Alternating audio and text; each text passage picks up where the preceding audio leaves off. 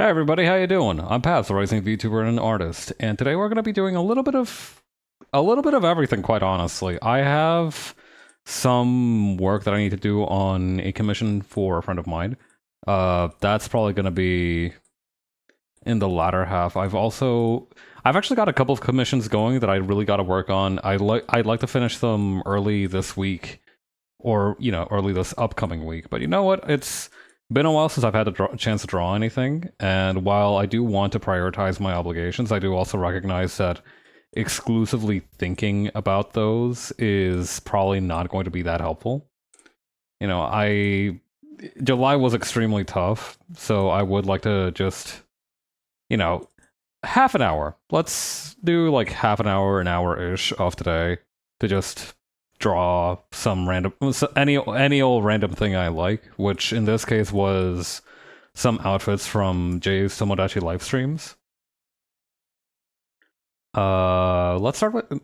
I have a bunch for Titania because all of her outfits are very cute. Let's start with hers then.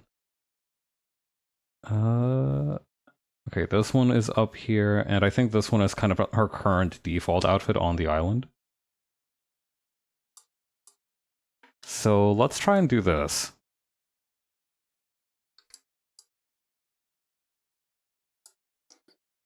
Yeah, I don't know. It's just something about the way that she's built in Tomodachi Life that really tickles me. Like, especially like in this one where she's getting dragged into a UFO, for example. I don't know why. It's just so the way that she's built is really funny to me. I like it a lot. I think I made this arm too short.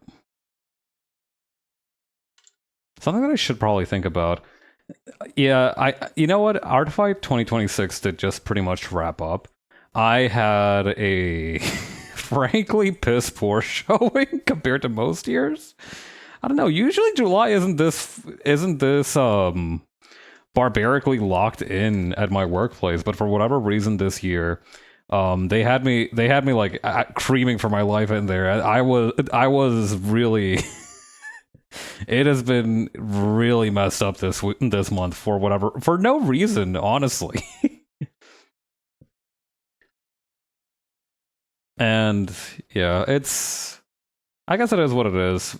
From what I understand, the main reason that it was completely borked was one because there was just nobody else to really help out at the office, or rather, they needed to give these things to me because I was one of the few people who wasn't on leave currently, and there weren't enough bodies or availability to kind of go around when I did say, "Hey, this looks like it might be a little bit more than I can chew. Can you maybe can you maybe chill on me a little bit?"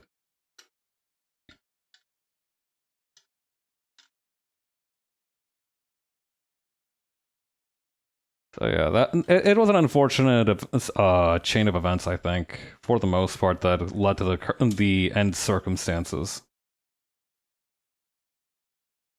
I'm not too happy about it, but hopefully it won't happen again anytime soon. Or rather, it's not going to happen again anytime soon because I am off work for like a month to lock in on something. But that's going to be very rewarding. I feel like since the beginning of the year, I've just been working for somebody else's sake the whole time. It's like I'm only working for the benefit of the clients. It's only like, and that is your job. You're working for somebody else's benefit. But I didn't find it personally rewarding for a lot of it, and that's not good either. You need to have something that you feel like is benefiting you. And while that is in a lot of cases a matter of attitude, if you take a more positive attitude and turn an adversity into a learning experience, if you reframe it as that, I don't know, there's something very icky to me about it. Like, I recognize that it's healthier, but at the same time, I also don't want to I don't want to condition myself to say, yeah, no, this tough thing is just something that I can learn from, because, eventually it's just going to be a situation where there is nothing I can learn from it, and I'm going to try to delude myself into thinking there is. And that might be a little bit too paranoid, but it's never a bad thing to be on guard. I'm going to move them a little bit to the right. Them being the two doodles here.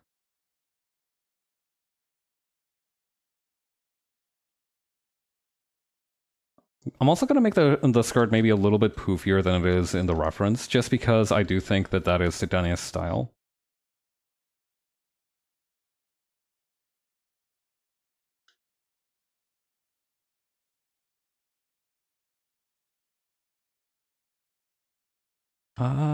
It looks like it kind of goes up to around, I'm gonna say here.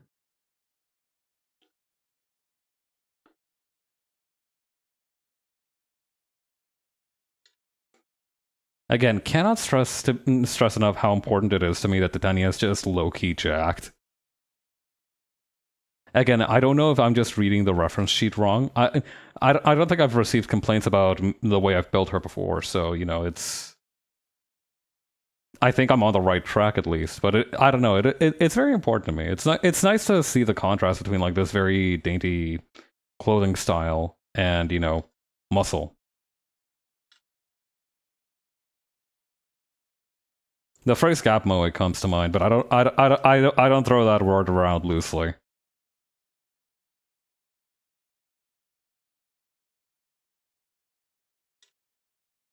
I also need to check myself in case I'm repeating poses a little bit too much. Because I feel like I have a tendency to have one pose for everybody. But it seems I think I'm okay this time.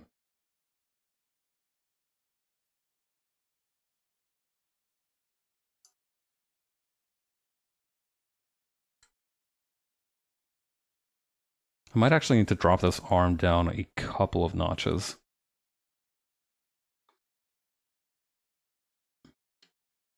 But yeah, aside from that, the week has actually been fairly kind to me. You know, I've gotten some things done. I actually, you know, my human form was getting a little bit shaggy, so I went and got a little bit of an extreme haircut. Much shorter than I'm used to having it, but you know, it's a nice feeling. It's been a transformative experience, and I've enjoyed it quite a bit.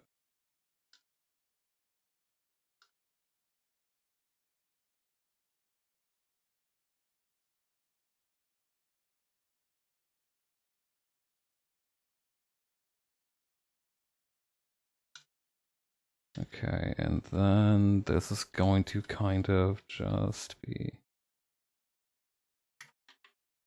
like this, I think.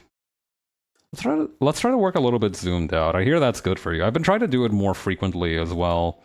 When I try to when I put it like I've been trying to maintain like a fair distance away from the full subject just so I have a better idea of how it looks far back. I think I've just been getting better in general at paying attention to the overall balance of a piece. And while I do think that I still have a long ways to go in terms of like turning the things that I dislike into actionable actions, right? Into like fixing the things that I dislike. I think it's good to identify those and maybe establish a pattern for what I need to, you know, sharpen up my skills on.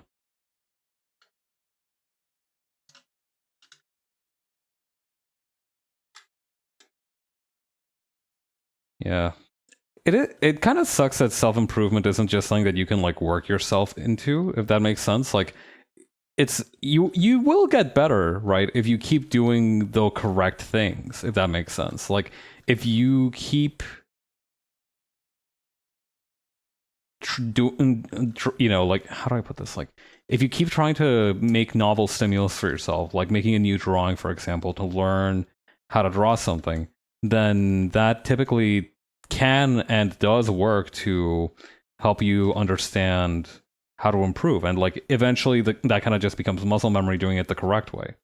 But what I find is much more effective, but significantly more difficult to do in a lot of cases, is not just Wilton trying to use it in a new context, but actually going back to the old one and changing what is already there. And that one's tougher because, like, on, like, how do I put this? it's easy to get bored, right, with the things that you've already created. Like you feel like you feel to yourself, but I've already done it. Like why it's not fun to revisit it. And like it's fine. It's fine if it's not fun, but it is more helpful to like try and fix it. I feel like you learn more from examining what you have already done and what's wrong with that compared to just starting over every single time.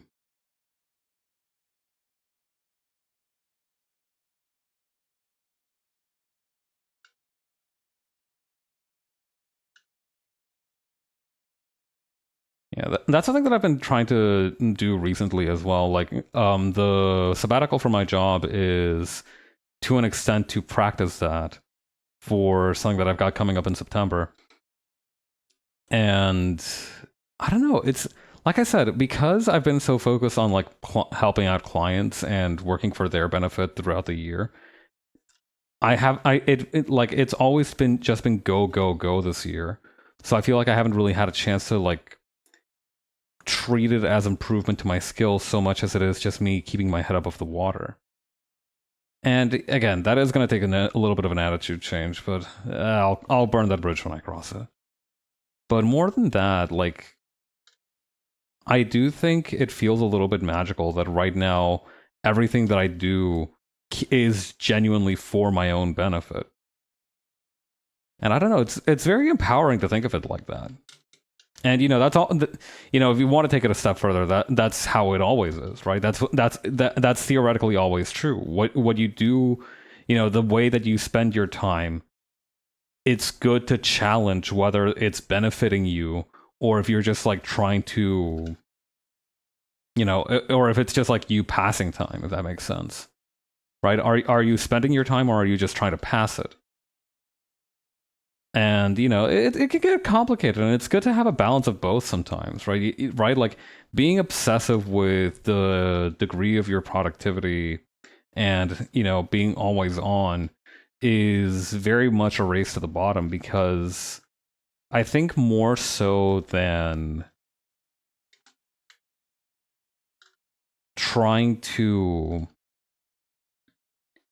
be like, oh, you have, the things you do to pass your time aren't really productive. I think the better approach is maybe, are you doing them mindfully? And I think from there, the rest of things will sort of sort themselves out, because, if you're doing it mindfully, you're kind of like trying to consider while you're doing it, what am I doing this for? What is it that I'm trying to accomplish? And again, you don't always need to do this, because like sometimes you do just want to turn your brain off, and that's great, but like I don't know, there's a lot of different ways you can approach how you spend your time, and none of them are particularly wrong. Okay, a few of them I would advise against, but that doesn't mean that they're wrong per se.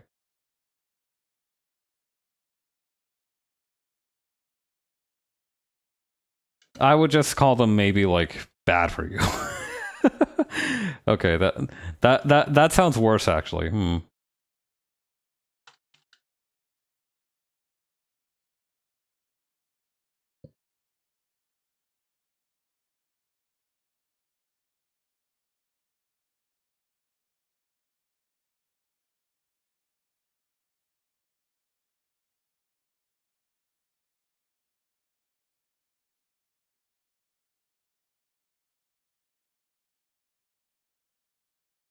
Okay.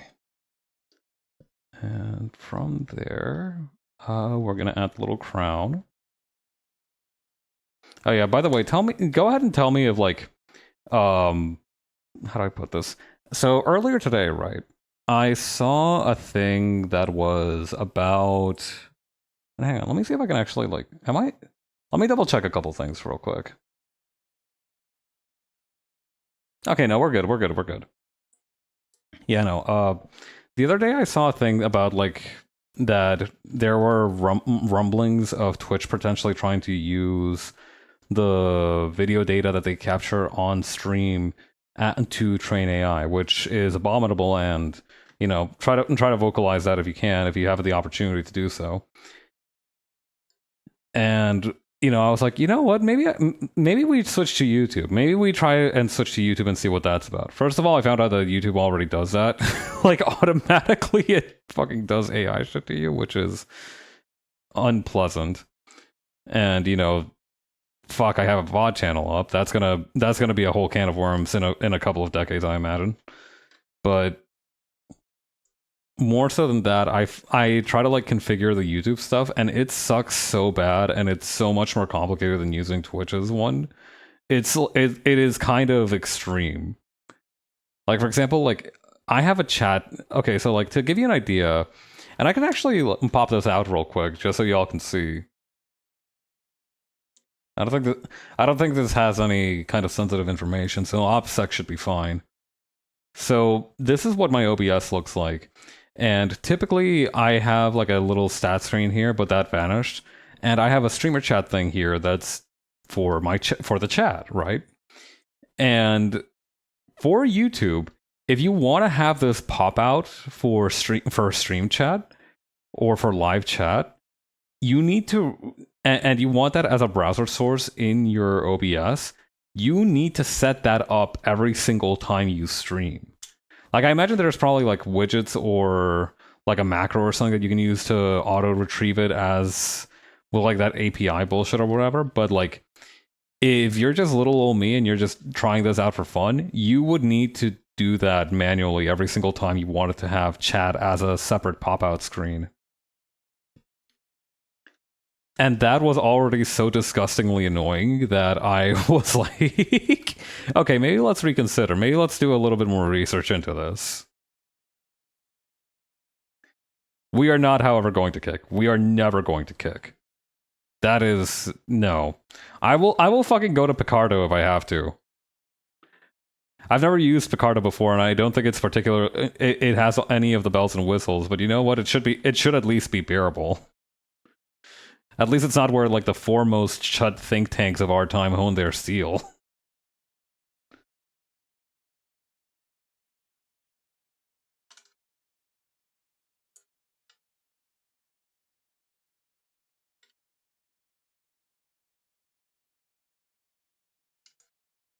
Something else that I've wanted to get better at, and maybe I can practice this in the future, is curves and cylindrical shapes. Because I've been on the commission that we'll be peeping in like an hour or so. I had to do quite a few different cylindrical shapes for the outfit, and I found it very challenging to do so.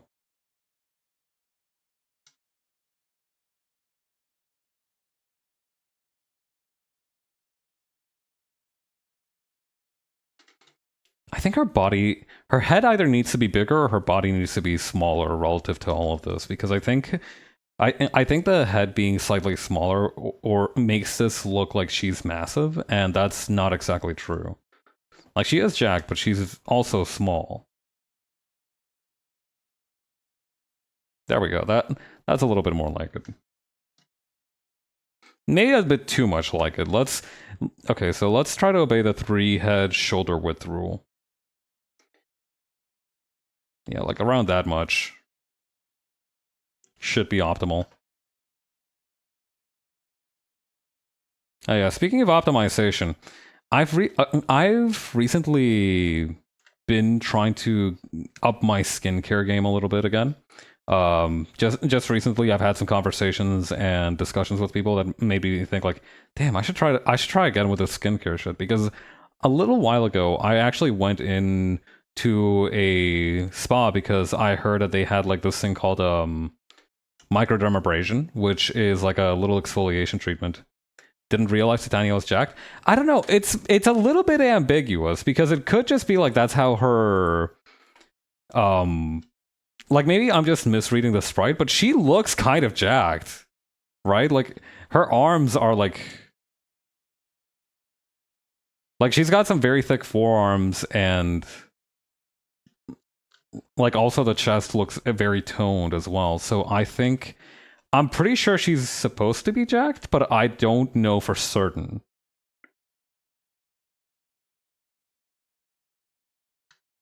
Also, hi Ryan, how have you been? It was great seeing you.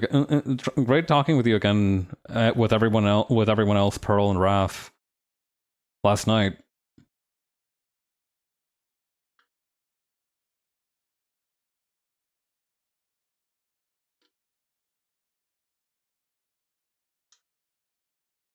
Okay. Yeah, I think it's what people call a sleeper build. I don't remember. I don't know if I'm using that correctly. But yeah, I should probably actually ask the lady herself if she is doing okay, just chilling. Nice. That's how it ought to be on a Sunday. I don't know. More, I feel like because Saturday is the start of the weekend, it's the most tempting to like take it easy at that point and then just like pick up again on Sunday, just as like a warm up to Monday. But honestly, I do think that maybe you just need to haul ass on Saturday and chill on Sunday. I think maybe that's a move, just in terms of logistics and planning. Because if you think about it, a lot more things are closed on Sundays than they are on Saturdays. So looking at it that way, right? I think it's just more practical to try and get everything done on a Saturday and then, pick up the leftovers on Sunday or just take it easy.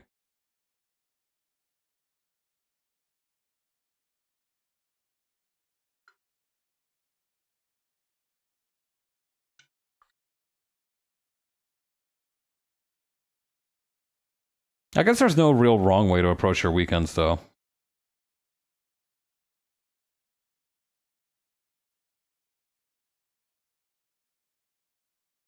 They are supposed to be your free time.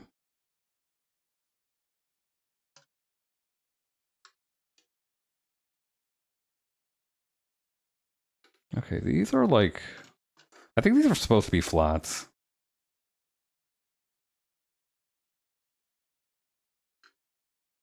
So let's try and build them out that way.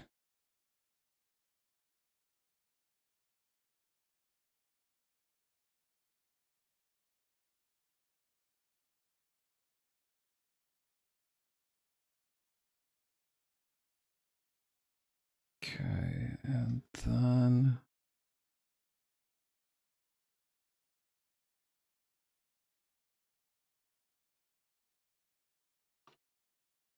yeah, I think that's good for shoe length.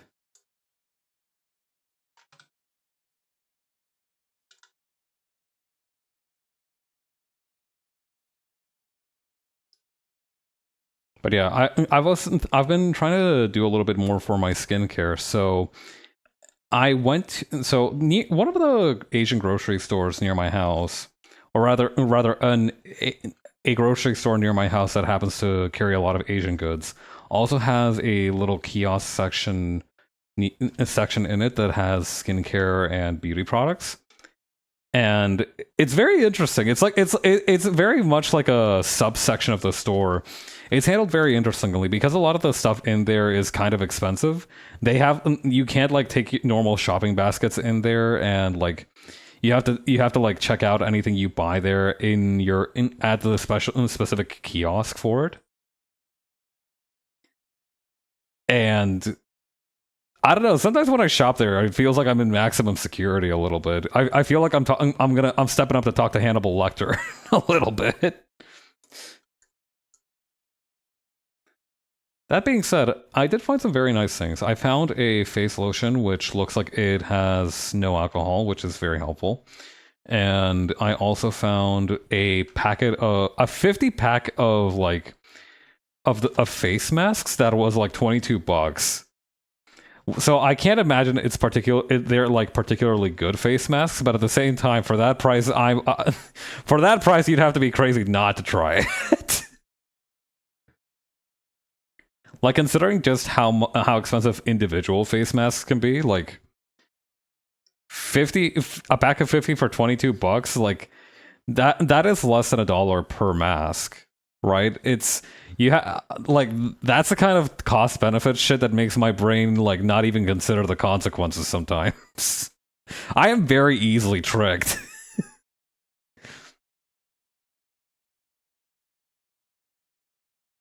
That being said, they do seem to be legitimate. I haven't had any problems using them just yet. You know, no tentacles growing out of the side of my head or nothing. So I assume they're legitimate.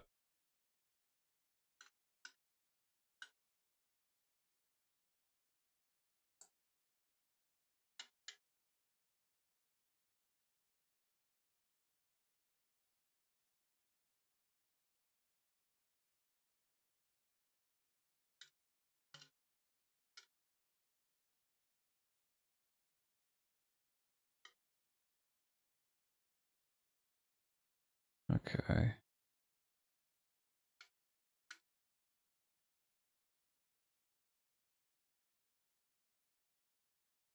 Yeah, we'll just kind of clip this twin tail a little bit like this, and then this one like this.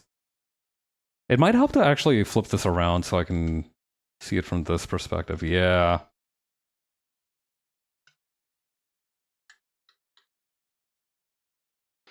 I need to cook something for food this week.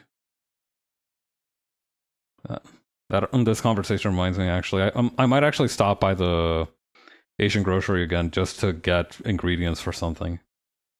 Not sure what I'm in the mood for, though, because very recently I made myself like this curried stew that I make sometimes that I really like.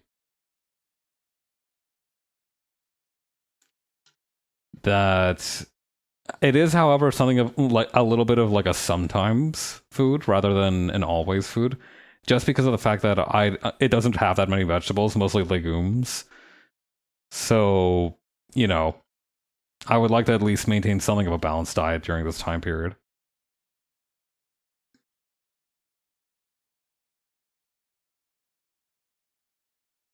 Yeah. I don't know. I feel like something with lentils, but like I also know that I tend to overdo it with lentils, so I'm a little bit nervous about that.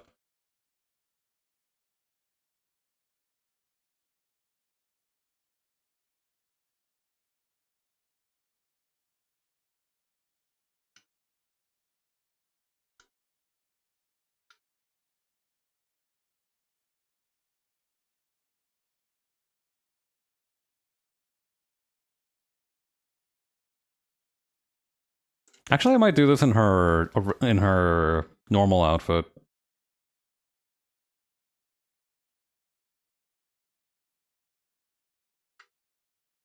Might move this. This is a very interesting perspective to work from.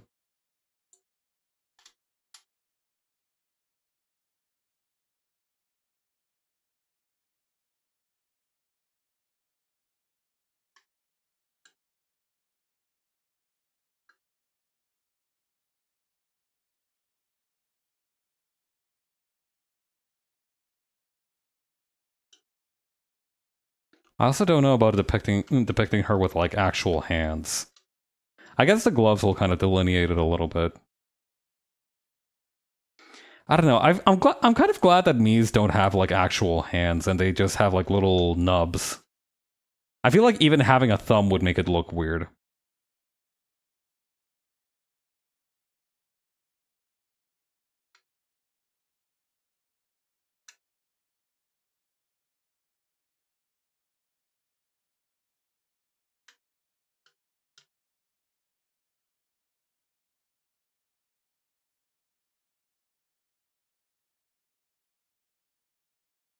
Okay.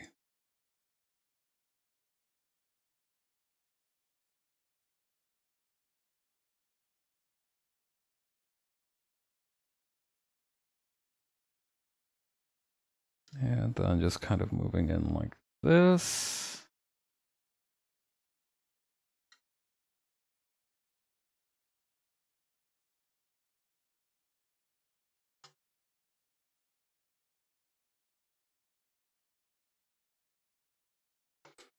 The thing I want to try to avoid though is that I feel like she doesn't have this kind of same bug-eyed look. I think maybe I need to make her pupils a little bit, her irises. No, her pupils a little bit wider. And maybe a little bit lower on the actual eyelid, just by like a fraction, right? Because like she does have big eyes, but I don't want her to look like you know, she doesn't blink, because she doesn't look like that in the reference. I don't think, at least.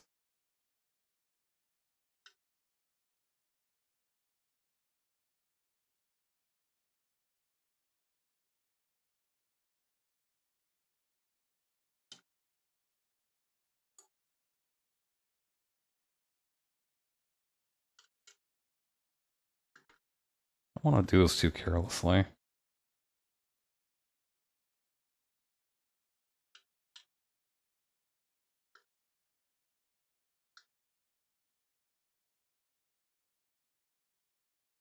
I think not giving her not giving her not irises, not pupils, the white space, sclera. I think not giving her sclera in this particular instance is the right move.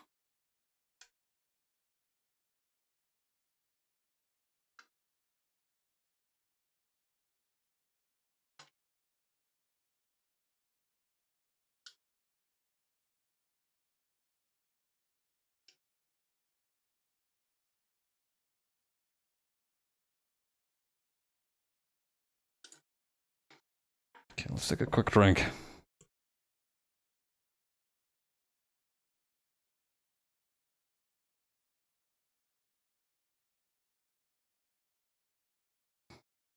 Hey Michelle, how's it going?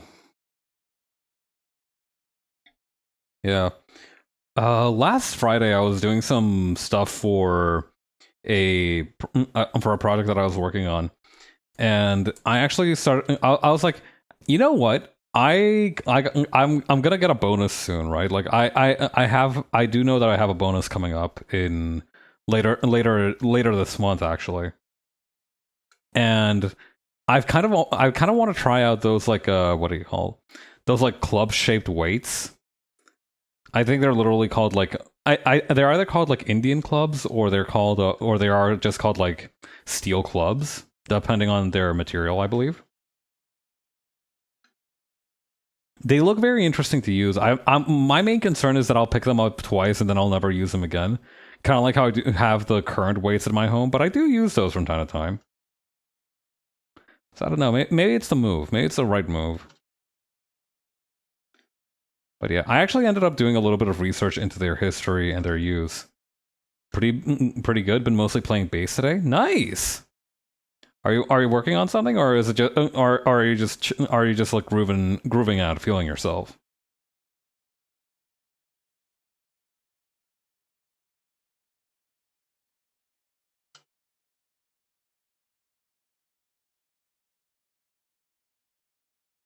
Okay, and then kind of like this. Both TBH. I kind of go in and out on working on stuff and grooving. I got that. You know, sometimes when you're working on something, you like, I'll take a moment I'll set aside a moment to like doodle something, or you know, read an article or something online. So I totally get what you mean. Sometimes you do kind of just flip between producing something and taking breaks, I suppose. I think that maybe that's the most technical way to look at it. But it is just trying out different things.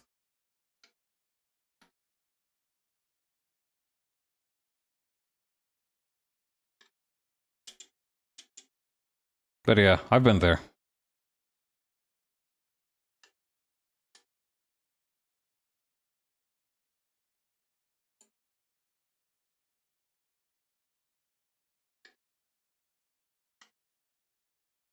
Okay.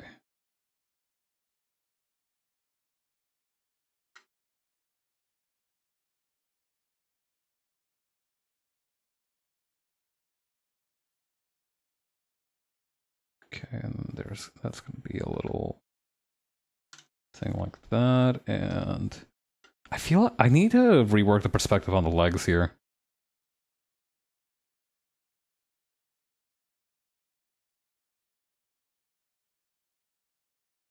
Yeah, like they would point a little bit more like this, I think.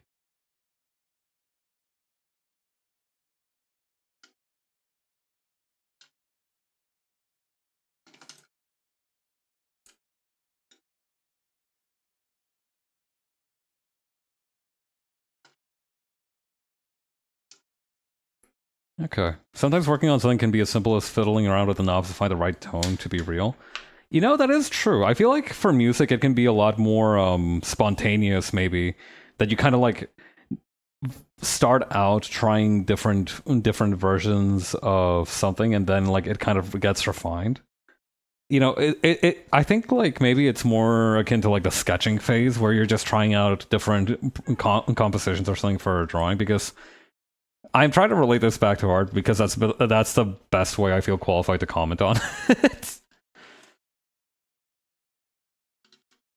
But yeah, I do imagine it is very experimental. Like if you like you're just trying out different things, and if it sounds good or if it gets the juices flowing, then yeah, you're gonna kind of chase that rabbit, so to speak. I guess that is also true for art, where you'll make a bunch of different ideas for a composition or a design, and then you'll take a step back to try to get a little bit of latitude on it, and then you'll go like, okay, these are the things that work, and this doesn't. And sometimes you end up doing something completely different from what you originally envisioned. Like I remember, where was it actually? Hang on.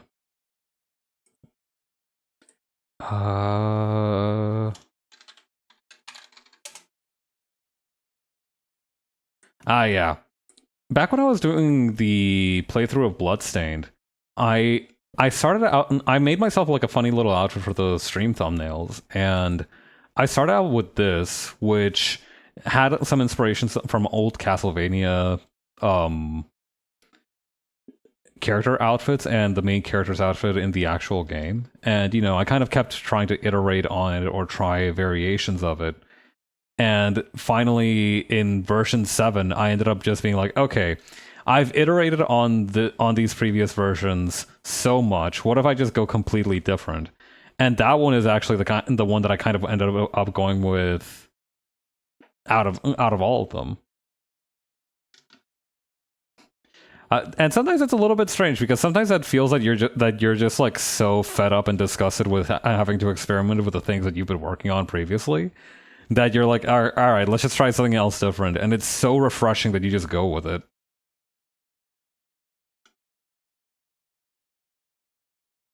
I found that to be the case more than once.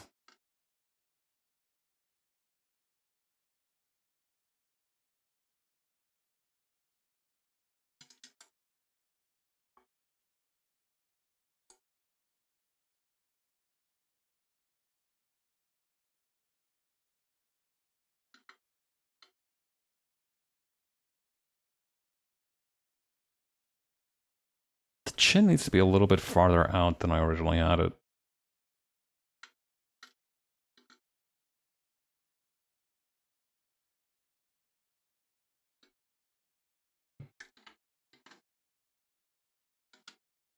Maybe I don't know. I feel like the procedures for like there's varying degrees of locking in on trying to design something, because and I often find that like a good you produce the best work when you're trying to neither take it too loosely nor too seriously. Because when I do try to take it too seriously, and I end up with situations like this one here, where I try to pile on a billion different references, and that often does create a good product, but it is also very draining and stressful. Meanwhile, if I take it too loosely, I end up making one design and be like, yeah, let's go with that one. And that's it technically fulfills the need and purpose of the exercise, but at the same time, it's like, okay, why did it's like you always spend your time wondering, could I've done more? Could I have like locked in a little bit harder? Maybe that is just like the perfectionist. You can't be so loose as to be aimless, but you can't be so rigid as to not experiment. I think that's a good way of putting it, because I do think that excessive rigidity, what it does is that it kind of like invests you into something. It creates a sort of like sunk cost fallacy unconsciously in your mind of how much time you spend on something. And so it becomes a little bit harder to kind of just throw up your arms and say, this obviously isn't working. We have to try something else, because you spent like 4 hours today on a Wikipedia page for, like, I don't know, corsets, right? Just trying to figure out some way to make them work. And you know what? Maybe you're just not that guy. You could be. Maybe in a couple of years you'll be that guy. You're not that guy tonight. So, and you need to get this done tomorrow. So you need to find something else. Forcing it is occasionally productive. I do think it helps broaden your horizons, and it's helpful for your growth to try and attack something that you are unfamiliar with. But at the same time, it is very much forcing it, and in some cases it's very obvious, and it feels obvious to you even if it doesn't feel that way to others. So it's tough.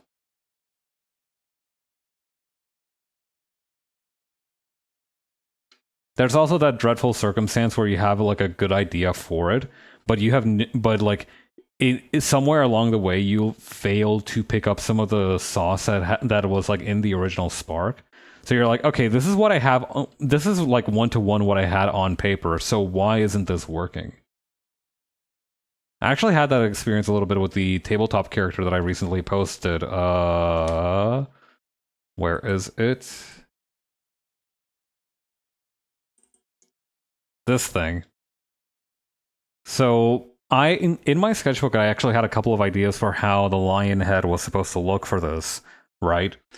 And they were like, I thought I had a pretty good idea of what I wanted it to look like, but actually going into it and drawing it actually cost me quite a bit of trouble trying to capture the exact kind of face that I wanted to portray. Because in my mind, I could just maybe it was just because like in my mind I had a much more detailed idea of what the carving would look like, or like I wanted it to be like detailed and intricate, and I found that with the constraints of the style that I was using at the time that I had, that just wasn't gonna work. So I had to make it a little bit more cartoony.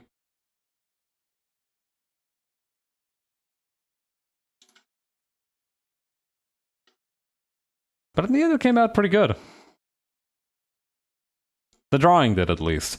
The actual character ended up crit failing like 3 different times the same night.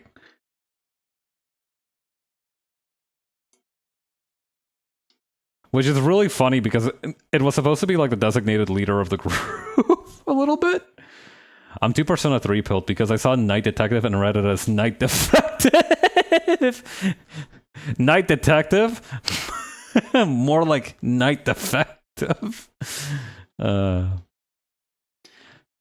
Someday I'll play Persona 3 and I feel like a part of me will become slightly more complete.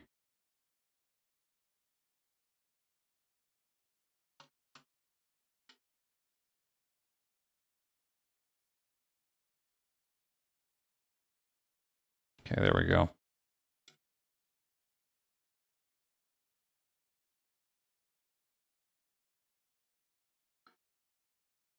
Okay.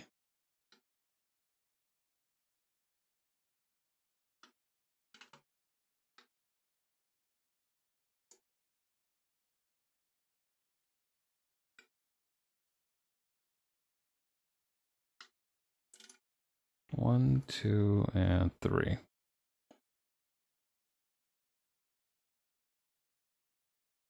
I don't know.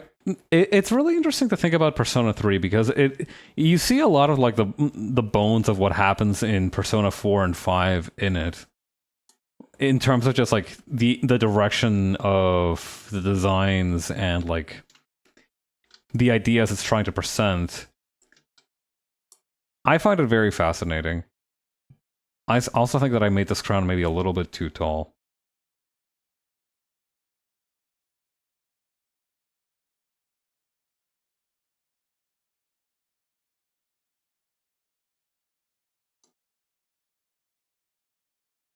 I don't know. I read somewhere that like, so, and this is not like me trying to take pot shots at the Persona series, by the way, but it is reminding me of something because like I feel like the people that you met in Persona 3, just like based on like what I've read of the different social links, feel much more grounded than the people you meet in Persona 4 and 5.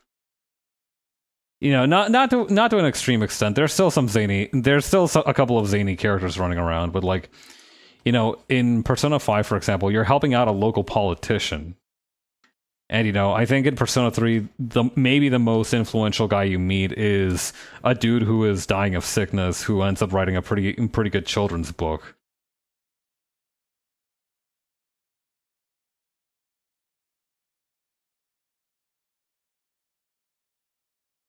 I don't know. It's very interesting how it kind of evolves, and I think part of the game's tone also has something to do with it because, like, obviously in Persona 5, you're supposed to be like more, you know, it's a little bit more seedy, it's a little bit more shady. You're like in over your head constantly, which, you know, is also true in the other games, I think. But I don't know. It's interesting how it evolves, I think. There is the Takanaka for the Devil Arcana, but I get what you mean. I forgot about Takanaka. How could I forget him and his highly prized effective wares?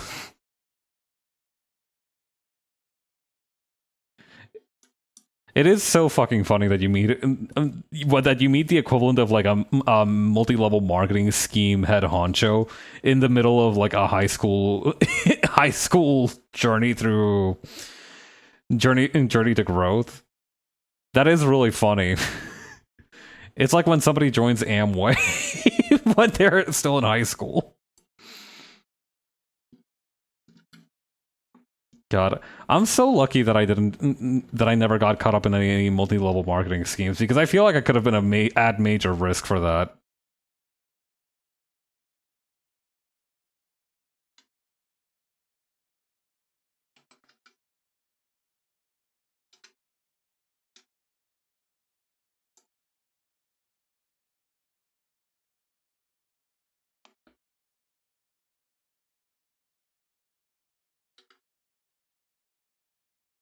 Okay. For somebody who likes drawing people with their hands on their hip, I really got to learn how to draw a hand on a hip.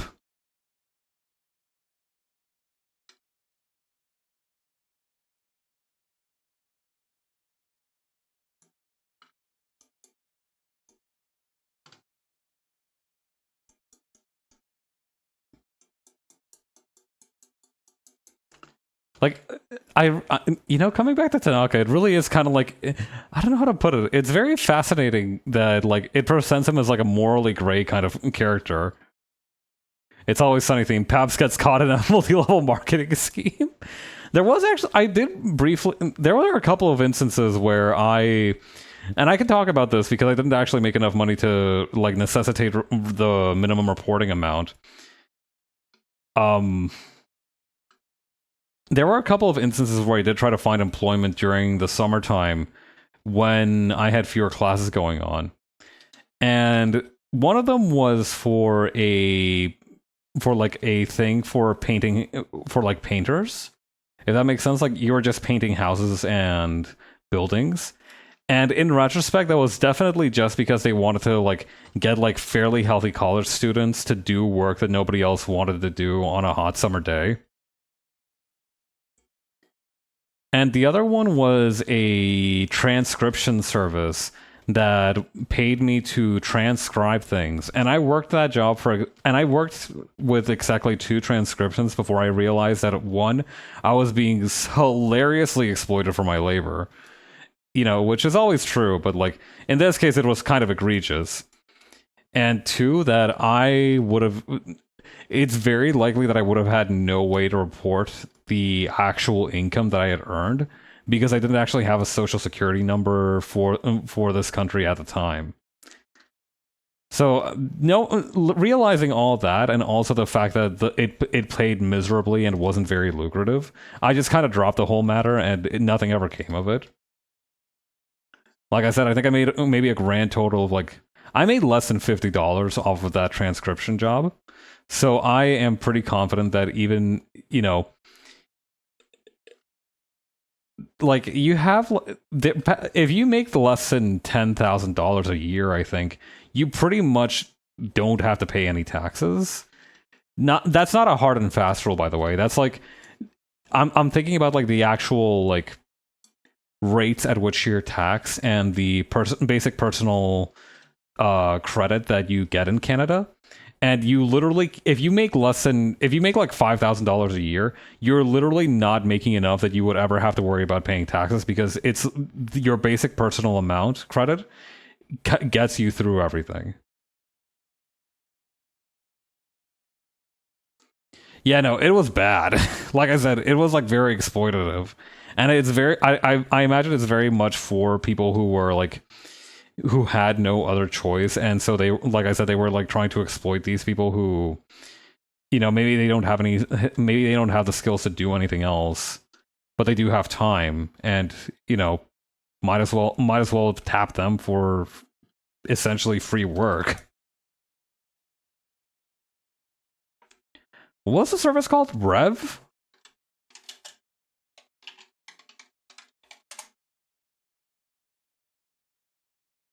Yeah, investigative intelligence and legal transcription platform. Rev.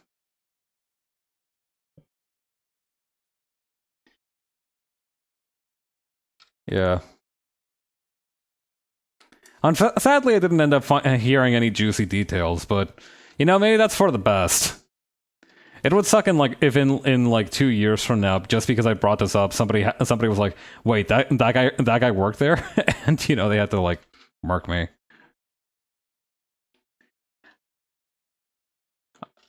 For clarification, I listened to nothing of consequence. Although there is like one thing that I remember hearing from there that I'm not going to talk about, but it is still kind of in my head to this day. It, like I said, it's very inconsequential, but I'm gonna stop talking about it. But yeah, no. There's a lot of jobs like that. Like even if it's not like transcription, things like Uber and like TaskRabbit and stuff like that are very prevalent, and they are very much just vehicles to offload cheap labor that people need done onto people who are in the financial conditions and economic conditions that they essentially cannot refuse. It's a very despicable system, and unfortunately it does form the backbone of like 90% of apps.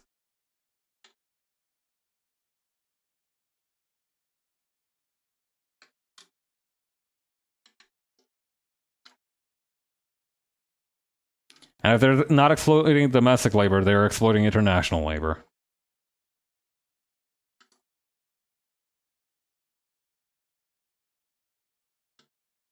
It's always like this.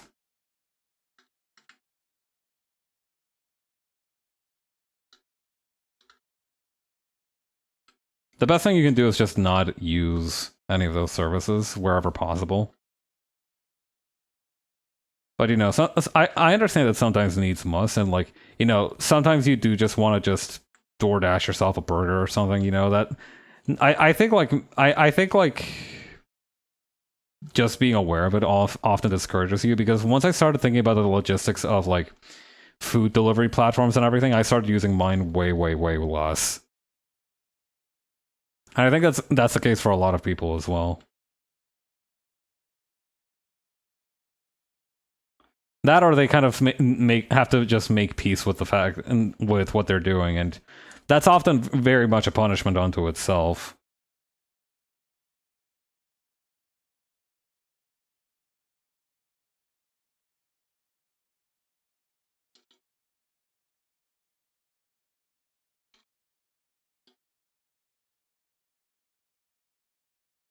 I'll at least always tip well whenever I do use a delivery app. Yeah, that's one of the small things you can do, I feel.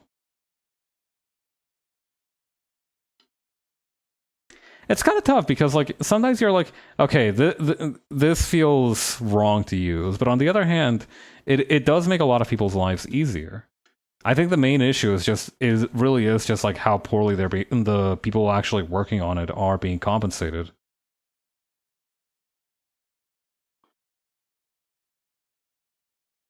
And the thing is that even though they're being poorly compensated, the app is also probably not making money. That's the real kicker out of all of this, is that for as much as they like manage to squeeze their employees for, they're not actually making money. Most of these apps are running at a loss and just trying to like balance stuff on a stick until like, long enough for everybody to get paid.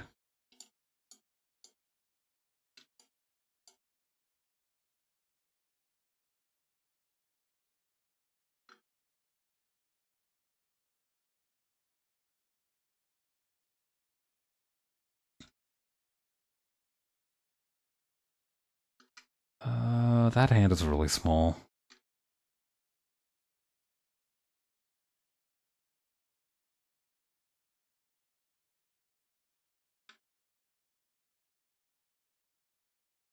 Yeah, something about this is wrong. Hang on. Yeah, they were being fairly compensated to use it all the time, but for now I'd only try to do this at like most twice or thrice every 2 weeks. Yeah. No, I do think that they do provide a lot of value to society. I just and that value is just not being properly reflected, and that's the real tragedy out of all of this.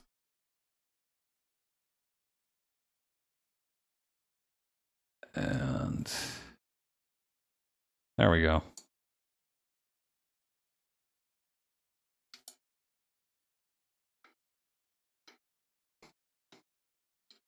Okay. Okay.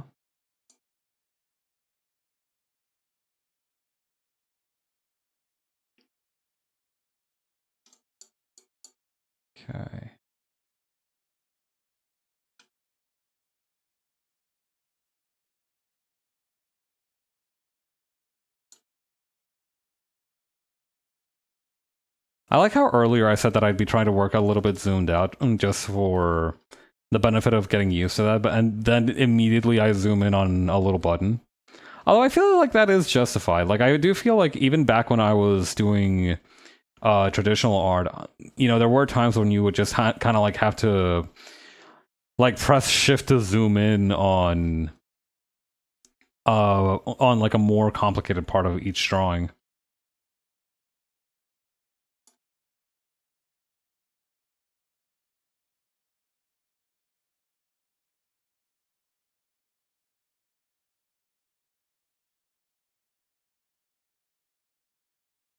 Okay, there we go.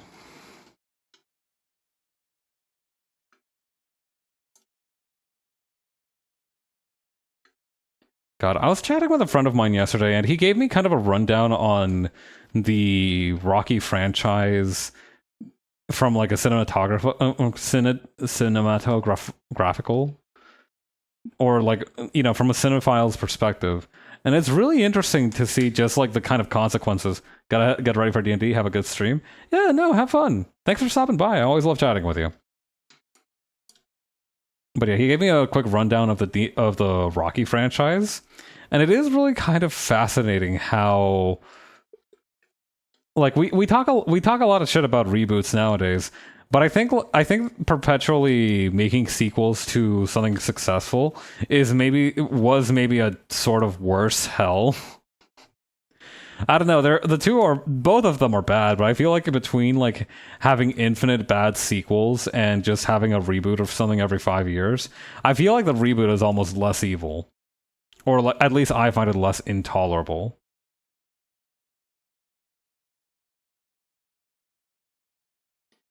Because I feel like it's almost like, at least with a sequel or at least with a reboot, the original will always retain its sort of dignity, and you'll be able to enjoy it in perpetuity.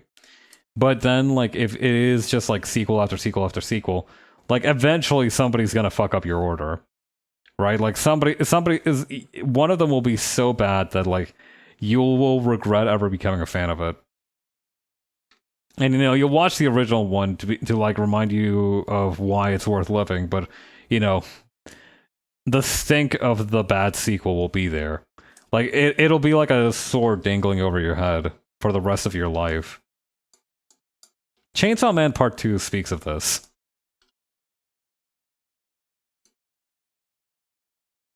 Shit, what doesn't Chainsaw Man Part 2 speak about?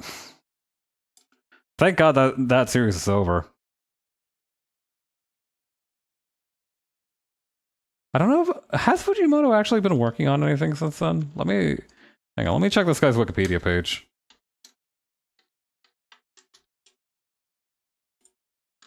Tatsuki Fujimoto.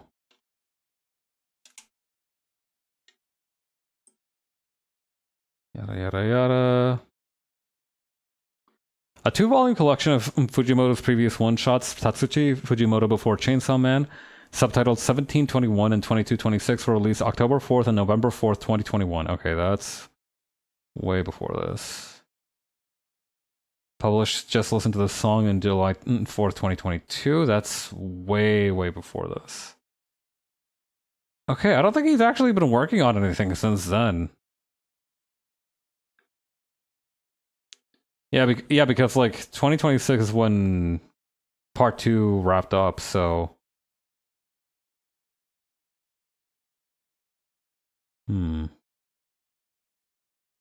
Yeah, no, I don't see anything that's after that. Good for him though. You know what? Chainsaw Man is probably printing him money, so I hope he is taking some time to kick back, pun intended, and just enjoy life for a little while. I feel like drawing and authoring Chainsaw Man is one of those things that would just drain you completely. So my sympathies for Fujimoto. Thank you for cooking. Never put that boy Denji in a situation ever again. Please and thank you.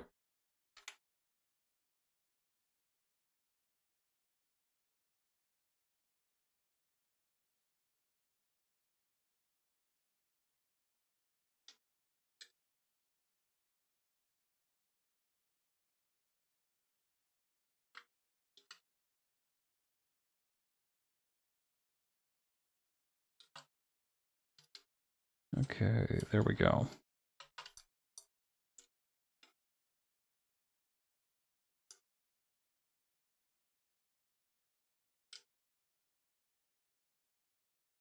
Nice.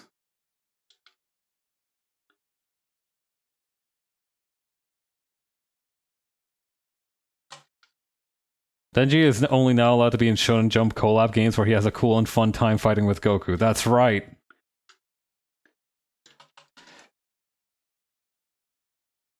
Denji and Goku would get along fabulously. Denji loves to eat, and so does Goku. So both of them would probably have a great time together.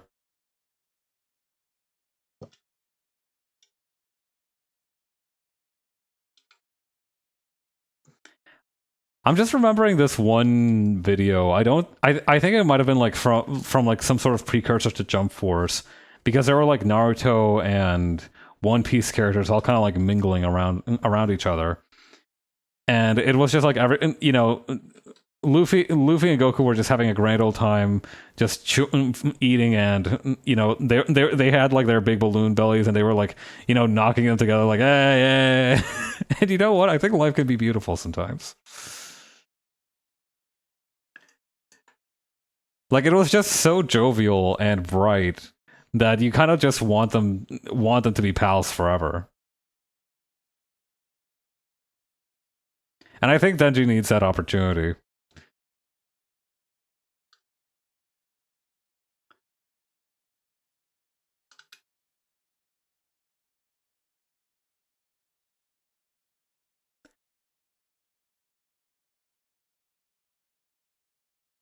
And okay, we're gonna put this around here. We can thicken up the pen a little bit for the eyelashes here. I do wonder if maybe I should get a tour box. Like maybe one of those like little... I don't know though. I'm a little bit hesitant to get those because I just know that it's going to be some Bluetooth bullshit. And I don't really gel with that. But at the same time, I feel like being able to adjust my pen thickness on the fly would be very helpful.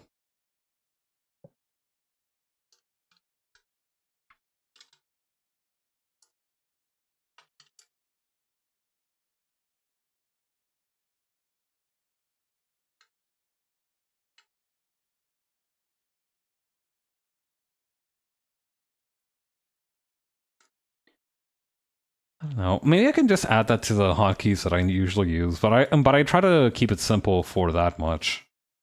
Otherwise, I'll end up like fat fingering something and be like, "Why is my canvas suddenly flipped?" I think I can actually do that with. Was it 0? Yeah, actually. Ooh, wait. I'm glad I did that right now because that eyelash is not. Yeah, hang on. Something about this is all wrong.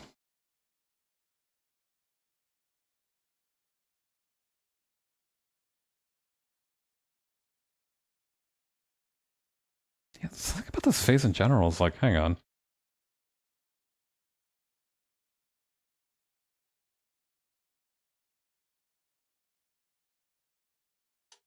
Let's make this a little bit narrower.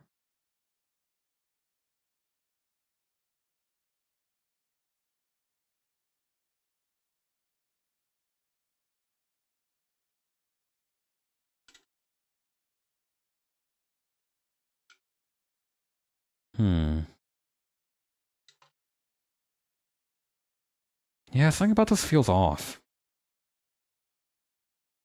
That's a little better. It is crazy to think that we're never getting getting jump force ever again.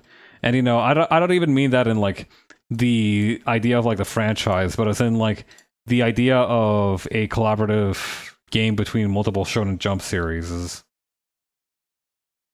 like we're just never getting one of those again, I think. Or at least if we do, it'll be in like a long time from now. And who knows what kind of yahoos will be on the roster for that. Because there's no way fucking Chainsaw Man is making it on the roster if in like 10 years from now we get a new a new iteration of Jump Force.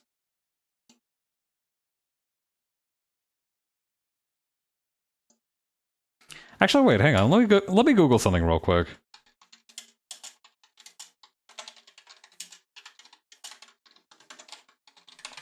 Shonen Jump Fighting Games Wikipedia. Okay, Jump Force, Weekly Shonen Jump Video Game Series. God, can you believe that Jump Force was released 2019? I find that so difficult to believe for some reason. Okay, Jump Superstars was for the DS. Jump Ultimate Stars was for also the DS. Hero Resident is for 1989 for the Famicom, which is crazy to think about.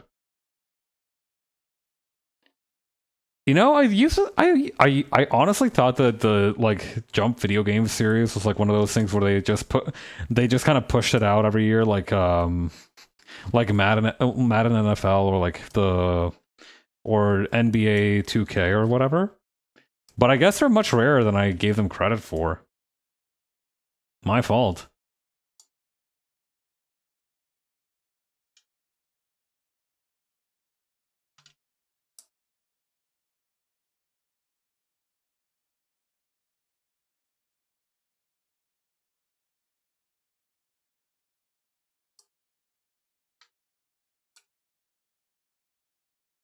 Okay. So let's start with okay, we can close out these two. We don't really need those anymore.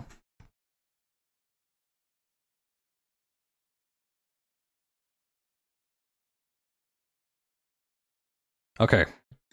Where's the Tanios reference sheet? I need to get that on screen.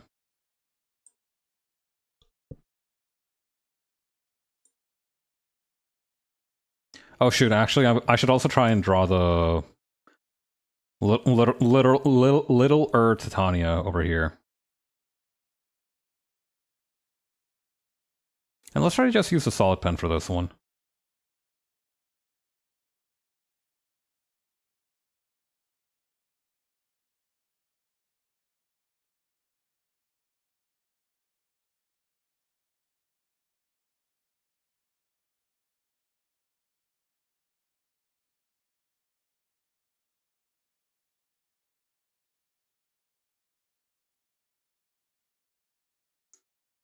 Okay.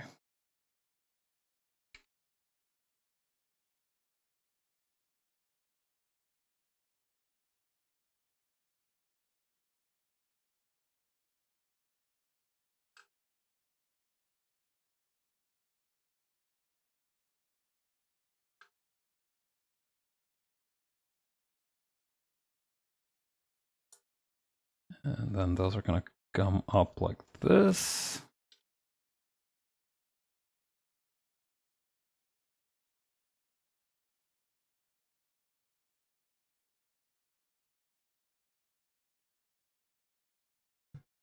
Put those back to 9.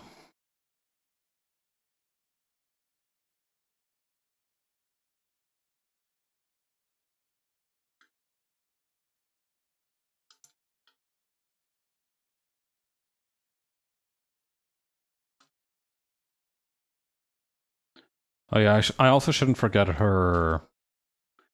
She has a little heart-shaped mark on the right eye. Very important charm point to remember.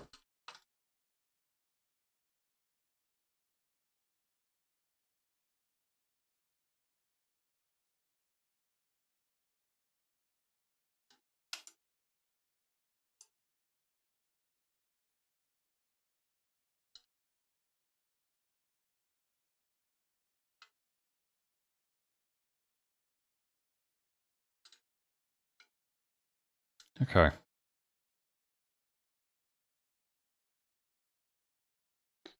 Something that I should also try to practice in the future is drawing from the shoulder, because I hear that if you manage to master using your shoulder to move the pen rather than your wrist, it actually helps a lot to prevent things like carpal tunnel syndrome.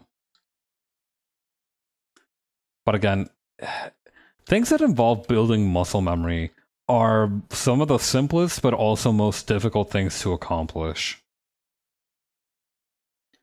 Because on the one hand, it is very simple. You just have to do it ad nauseum, and you'll eventually get it. But then at the same time, you have to do it ad nauseum in a way that you're not really used to doing. And that's where it's challenging.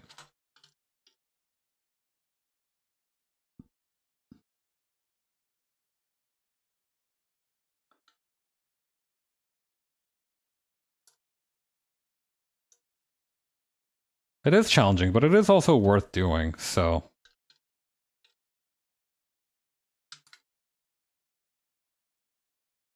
It is fair in that way.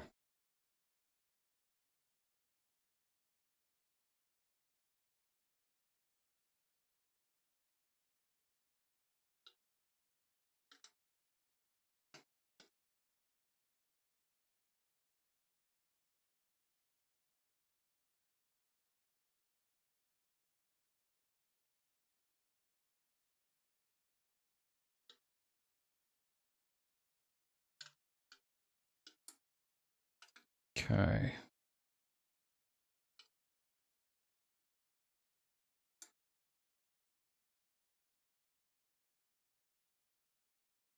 Come on. There we go.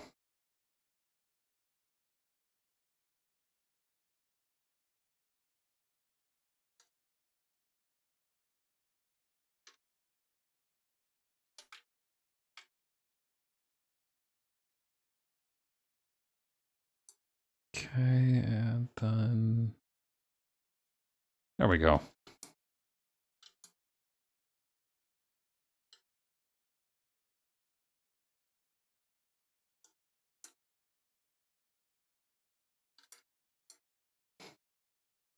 Oh yeah. I'm actually kind of stoked because recently I saw that there's a sticker artist who I've been seeing post their stuff around my city on and off since like honestly since I came here for university, which was which was like a while ago now, right? And they recently did like a new batch very close to where I live. So I'm always loving it when I see some of their work up.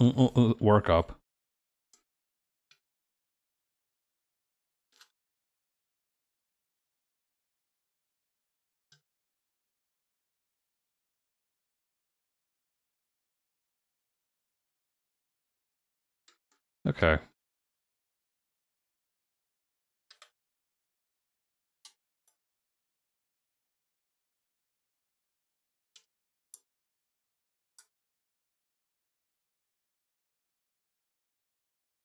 There we go.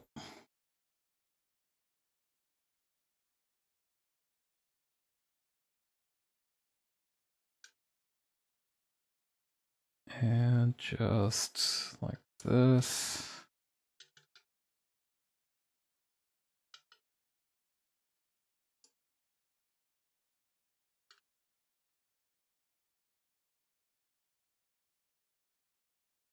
God, that actually does remind me of that Deftone sticker thing. So I mentioned this in V's server. Near a lamppost near my workplace, somebody put up a sticker with the Deftones logo on it with a wolf girl on it with there's no elegant way to say this. She had huge cans. She like just ginormous ones. And I wanted to share that with everyone.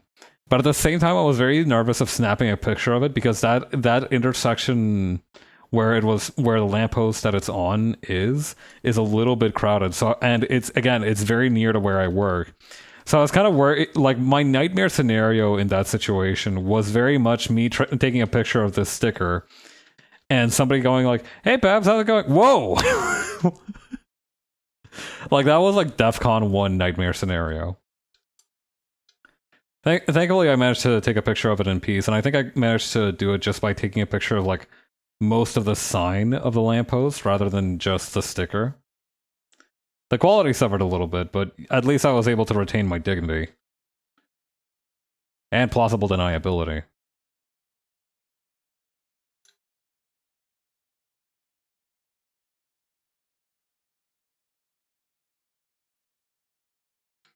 I do want to make her mouth a little bit wider, actually, here.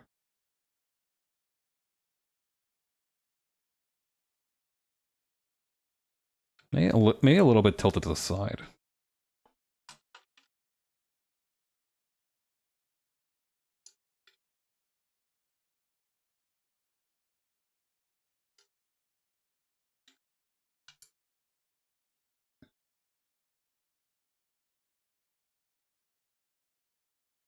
Okay, there we go.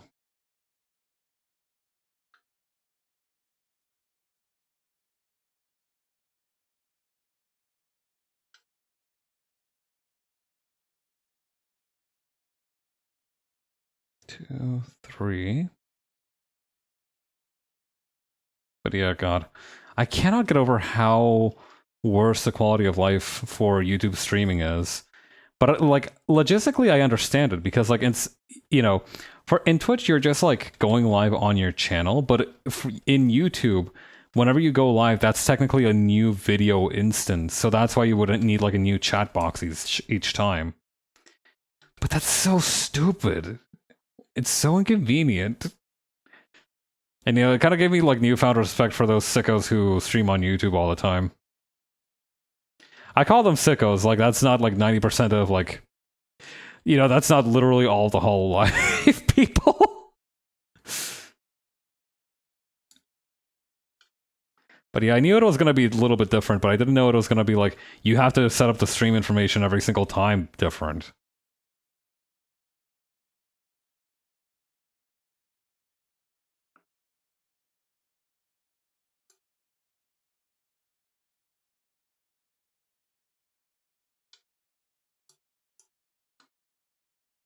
Okay.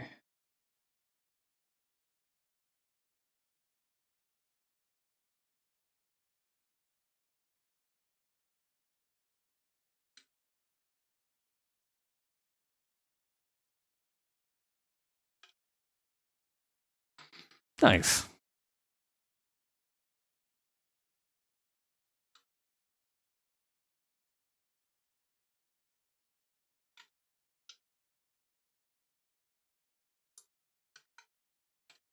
Okay. Now let's try this.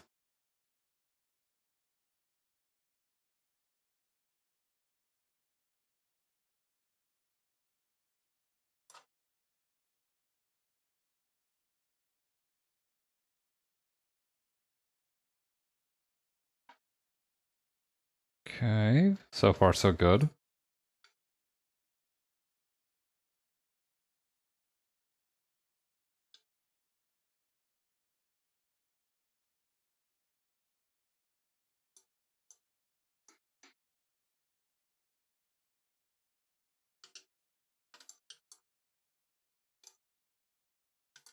Okay. So for the dress itself, I'm going to grab a couple of the colors here. And then we'll kind of play around with the colors once we have the pattern in place. Because this is definitely one of those things where I'm just going to bring in a pattern from the library.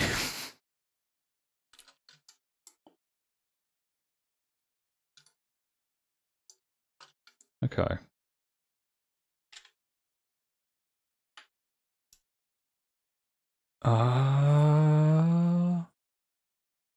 So let's go with downloaded material, or actually image material tag. It's not exactly an Argyle pattern. None of these really fit the bill so far. Definitely not a brick. Ooh, maybe a houndstooth pattern would be good.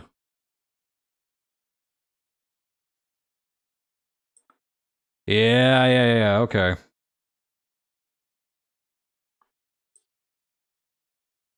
Yeah, that looks, I mean, they're kind of like little M shapes, aren't they? But I don't really think I have a pattern like that, or, you know, if it does exist, I don't have it at least. I don't know, maybe we can take a quick little shop around just to see what's good. I don't think we have anything like that, though.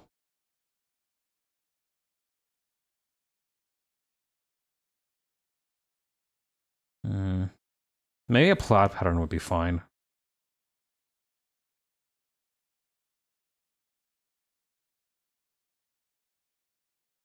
Yeah, no, I think the houndstooth pattern is probably the way to go. Why complicate things, right?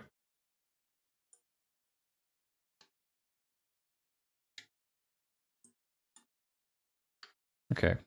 So we'll grab the base color from the dress here. Do a leopard pattern for the shits and gigs.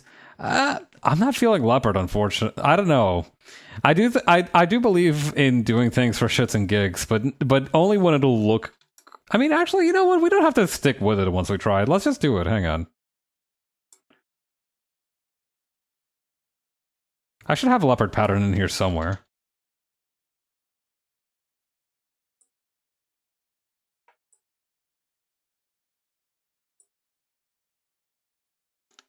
That looks shockingly good. Honestly, this kind of works. I don't know, it's kind of giving cave woman chic.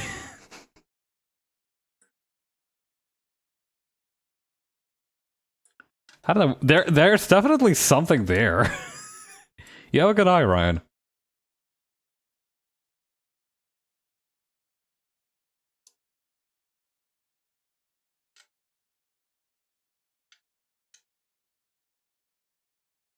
Yeah, I'm kind of a genius. This is known, but it's good to, you know, sometimes you do have to, like, remind the people.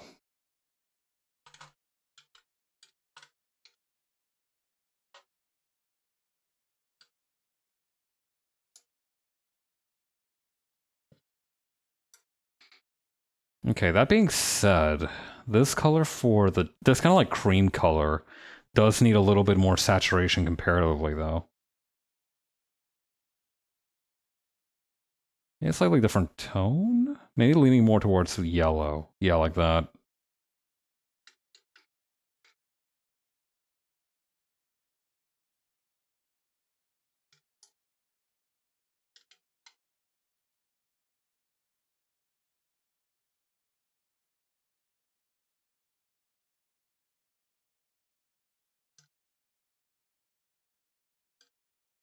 Okay. And what we can do here for the stockings is to maybe bring them to a like browner color. Just to similar to kind of how we did last time with the other outfit we drew for Titania.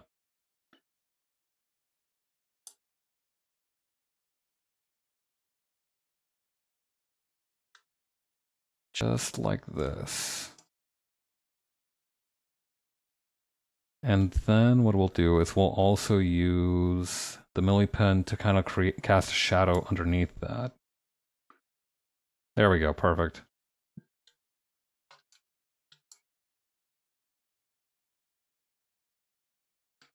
The yellow in the shoes is kind of throwing me off. First of all, let's color in the eyes, because having her have just like dark sclera like that is really, really kind of giving me the creeps a little bit.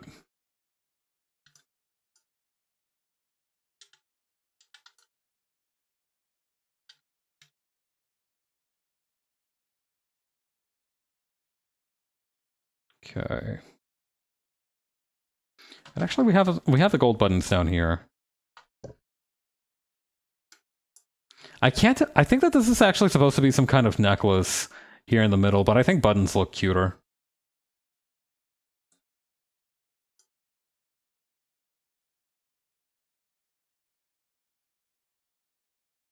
Okay, expand by 1. I'll select this section here. Something about the yellow here is still throwing me off a little bit. Also, I realized just now that I didn't actually select the pockets here.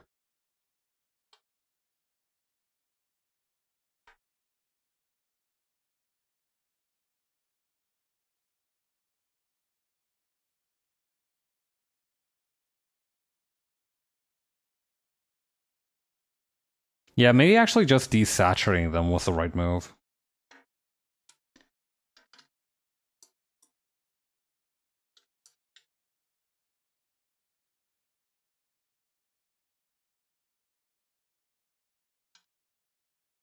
Actually, maybe we should make them the same color as... Kind of wondering what color to make the buttons up here. Honestly, a little bit lighter than the rest of it seems like a good move.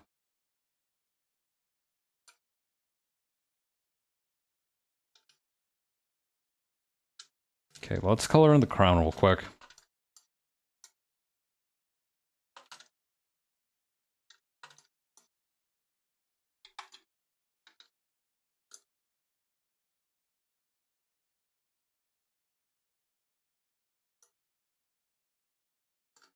Okay.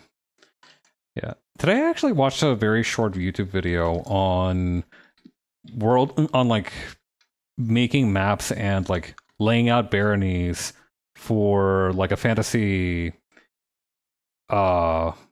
map, right?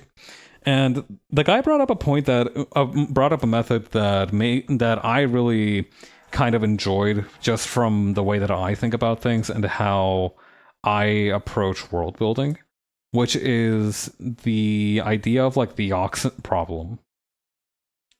So the ox paradox, or ox problem, depending on how you want to look at it, kind of goes as follows. If you want to like, let's say you're in like a medieval time, right? You don't have you don't have cars yet, you don't have a train yet. You certainly don't have airplanes or air transportation. So most of the time, that if you want to transport something from point A to point B, you will be relying on oxen to drive your carts, or horses, whatever. And a problem that you kind of run into when using a beast of burden is that it's not as efficient as a car, for example, right? Like if you have like 2 or 3, if you have like a few liters of gasoline, you can actually get pretty far compared to like an oxen, right? So an oxen needs fuel that is like actual food, which is heavier, and oftentimes a little bit of what you're carrying as well, right? Like you're probably carrying around some grain. So your oxen is probably going to eat approximately 10% of what it carries every 50 miles. So in about 3 days of travel, you will end up in a situation where you have gone far enough that your oxen will have meaningfully eaten all of your cargo.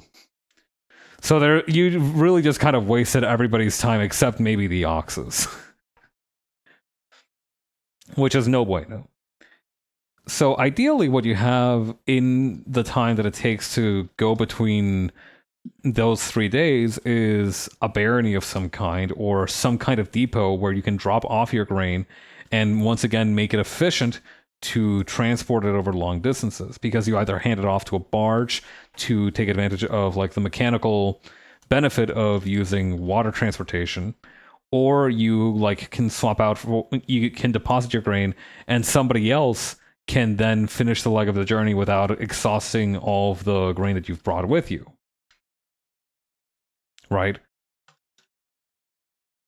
And that was like the approach that they used for creating a kingdom, or like laying out a kind of map of different baronies and political interests in a kingdom.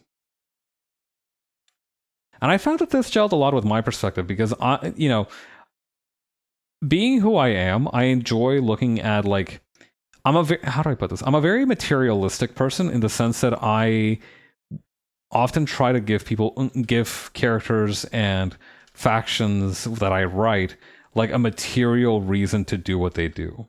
Like, not only, like, yes, they are probably doing it because they believe in it, but also this has to meaningfully feed them, make them money, etc. Right? This has to be like something you can do for a job. Otherwise, it doesn't make sense that anybody would like join your faction. Because if it's just like some kind of like I'm thinking about, for example, like goons in Gotham, for example, right? Like, you could argue very much that it's just that like the goons of Gotham, right? The people that Batman fights on a regular night aren't like actual bad people. They're like maybe they're like victims of circumstance, and maybe the Joker was just pulled up to them one night and was like, you work for me now. And if the Joker tells you to do something, you kind of just gotta do it because that's the fucking Joker that just told you to do something. But at the same time, you can also be like, you could also like hand wave at being like, oh yeah, no, Gotham actually has like fairly good robust infrastructure, so that anybody who is able-bodied enough to be a goon can probably like find meaningful employment. Like, everybody who is gooning for the Joker is like some kind of, does just desire to be a career criminal, does just have this desire to hurt people for money for the benefit of the Joker. And again, that kind of falls apart very quickly, because like there's only so many dudes who would work for the Joker before they eventually wise up and realize, hey, we're either getting our shit pushed in by the Batman every other night, by one of the Batman's little cronies every other night, or by the Joker himself. Why are we still here? And maybe there is like a better reason for it. Like, maybe it's not just ideological that like, yeah, no, like they're like, Gotham has like all these freaks running around. I want to cut out the action. The Joker's the one that my ideals agree the most with. Sure, whatever. That's kind of like how Warlord era any place worked. So maybe that's not so unreasonable. But maybe there has to be a reason why the Joker employment through the Joker is so appealing. Like, maybe the Joker has access to a unique resource that is of benefit for you to use. And like, I think maybe that's like what Venom is for Bane. Like, if you're like a guy who wants to be huge and strong, and being Bane's goon means that he can hook you up with like the super steroids that he uses, then that's a great deal for you. Again, no idea why anybody works for the Joker. Like, why would you do that to yourself? I mean, the job market being what it is, I can kind of get it. I can sympathize. But at the same time, like, really, man? The Joker? That guy? Anyway. I like there to be, like, beyond just having, like, good and evil factions, right? I also like there are, like, obviously there have to be, like, factions that are more noble, more heroic than others, because that's also just kind of how it is in real life. Between several places of charity, there might be one whose ideals I find more appealing, and that's good to have like that wide variety.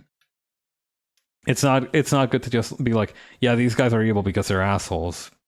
I mean, there have been documented cases of that happening in real life, but I find it unsatisfying as a method of world building to rely on that for an explanation.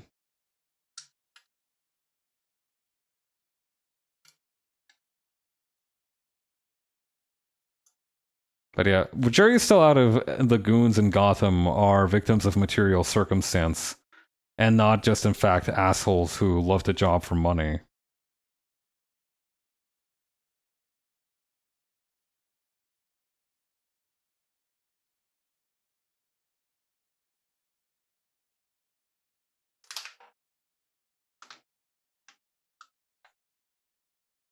Okay.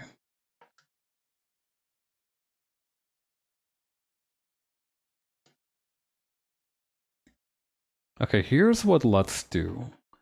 I'm going to turn off the pattern for a little bit, and I'm going to make the shading for the dress on a different layer. That way I can just put it in a multiply layer over top of everything, and hopefully that will work out in my favor.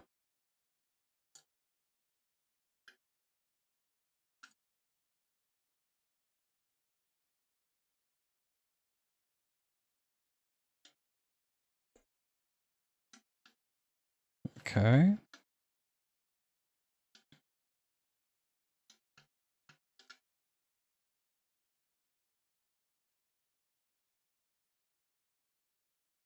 I do wonder why I keep getting like these little bit of excessive parts on the coloring here. Maybe that was just like some kind of error from the fill tool. It can happen.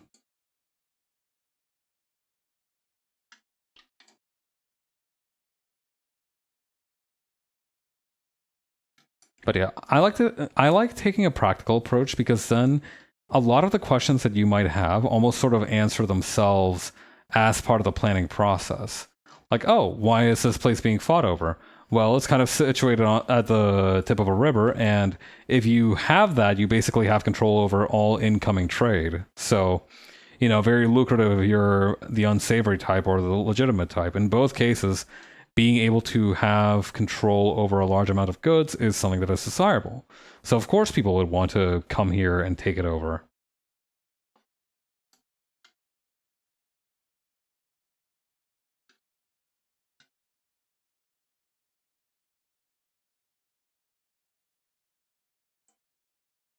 Okay, blend.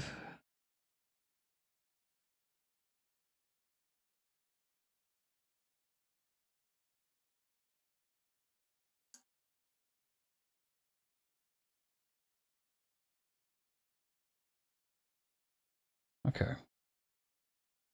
So let's turn on the Argyle pattern.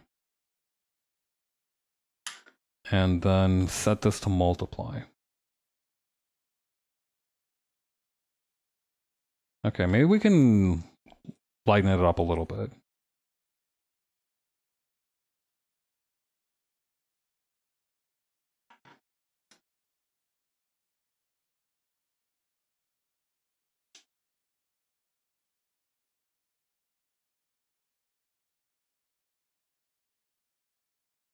Okay, interesting. I'm trying to make a lighter part of the dress, but I guess that's not really working too well.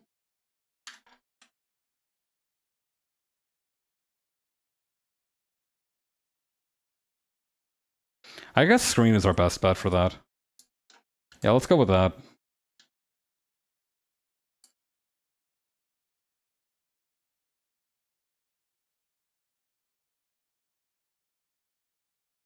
Maybe a little bit more saturation on this shade.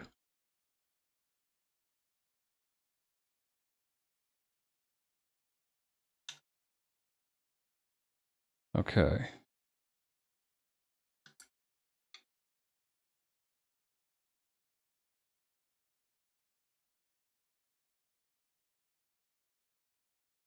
Let's try... Okay, maybe we can just try a little bit of soft shading here and there.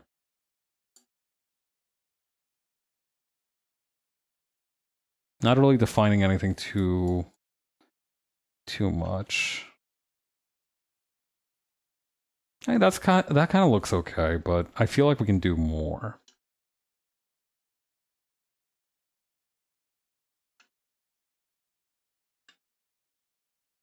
And now I accidentally made her shoulder glow, so, maybe let's try that again.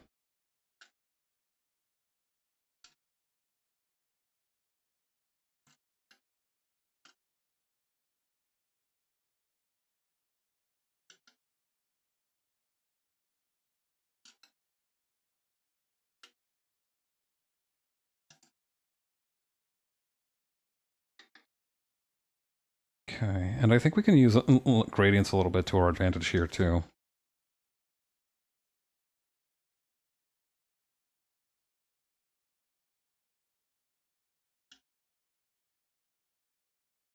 I should also try and shade some parts of this waistband here.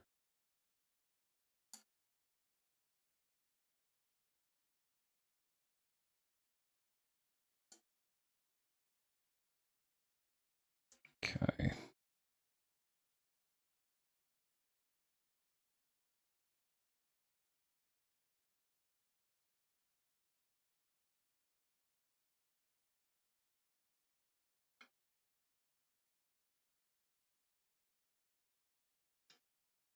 And then I think we can probably use the blending tool to soften that out a little bit. That looks nice.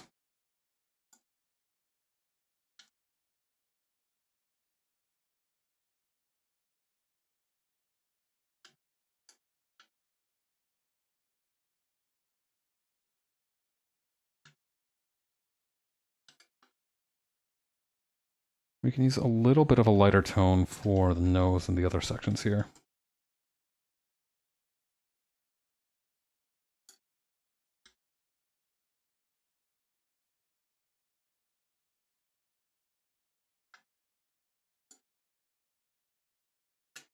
Okay, and now we can do Mini Titania, and then we'll move on to the commission work, because I do want to make some progress on that tonight as well.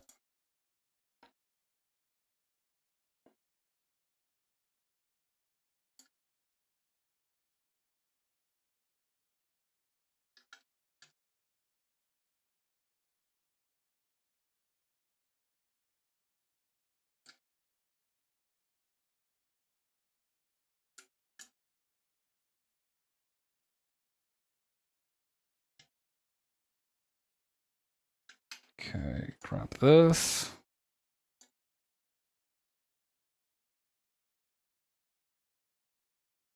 Grab this.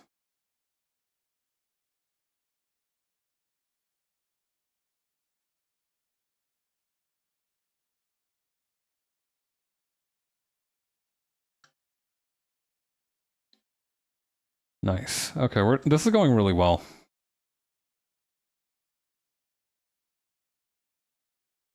The other day I got a video in my YouTube recommends about some lunatic who ended up trying to run Factorio off of a bunch of floppy disks. I don't know if I'd actually enjoy a game like Factorio. I feel like it would be... I would either love it and never be able to see the sunlight again, or I would just be like, it's alright, and then not really interact with it ever again either. Like, I tried playing No Man's Sky for the first time a couple of weeks back, and I was just like, yeah, this is okay. You know, like, if your jam is like resource collection and exploration, I can see how I can see why everybody gasses this game up. But it didn't really like grab me the way that it seems to grab some people. Because for a lot of people, from what I understand, it's like good from the get-go. And I kind of enjoyed its opening chapters. I like the struggle of like having to survive in this very harsh wasteland for a couple of days. But then after that, it was just kind of like, yeah, it's all right. You know, once I actually got to like the open world exploration aspect, my interest in it just kind of petered out. I feel like I work best within a limited amount of freedom for any given game that I play. Like, I need to have a degree of direction, but I also need a degree of freedom. Or, you know, actually, I don't even need that much freedom for the games that I play. Like, I feel like I often am very content to just be taken along for a ride. Which probably means that instead of trying out whatever resource collection thing No Man's Sky has going on, I really should just get into visual novels. But I don't know if I can beat those in like a matter of a week. I mean, I probably could. I'm very fast at reading, but I don't know if that's the best approach to take for some of these. It feels a little sacrilegious to try and speed read Umineko. Or rather, I feel like if I try to speed read Umineko, I'll just be completely fucking lost. I was never taught the whatchamacallit, the 3-point structure, or what was it called? Like the three reading. 3-point reading. 3 queuing, that's the one. Yeah, the Searchlight model, or MSV, which stands for Meaning, Syntax, and Visual Information, is a controversial method of teaching young children how to read. It involves guessing the meaning of unfamiliar words based on context clues as opposed to phonics, the more traditional method of sounding out words. Oy. Questions over the effectiveness of the three queuing arose even prior to its widespread adoption.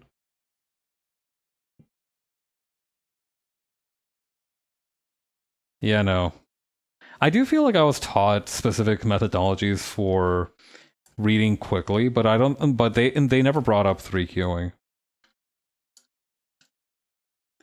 Really funny to have a reading method that is so awful that literally everybody involved goes like, "Are we sure this is a good idea?" Even like when they're rolling it out. Like there are some things where we go like, yeah, in retrospect, we probably could have avoided some of the issues that arose with this. But in this one, they were like actively like, yeah, this is gonna fuck somebody up. Drop it. Which is no laughing matter, as a matter of fact. But you know.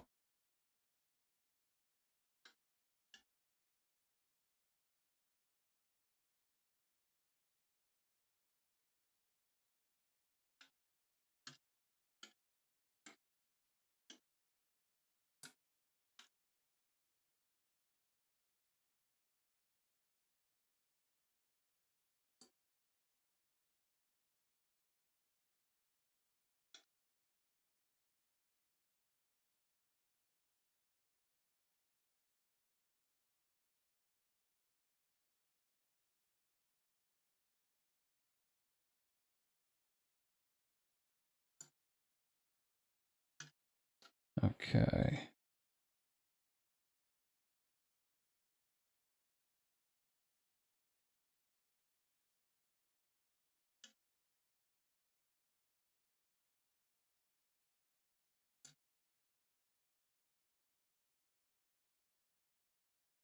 I'm gonna need to use a bigger pen for this, I think.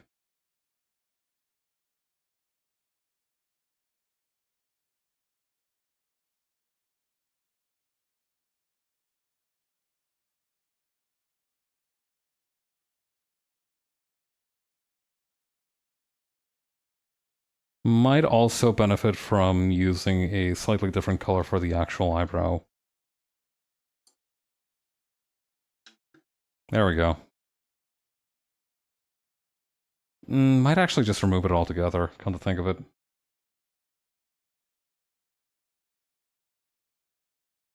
Might do that for the eyelashes here too.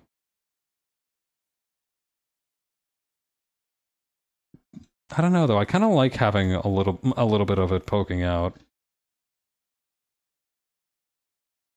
Maybe I can just like diminish it a little bit. Or maybe, hang on. Yeah, something like this instead.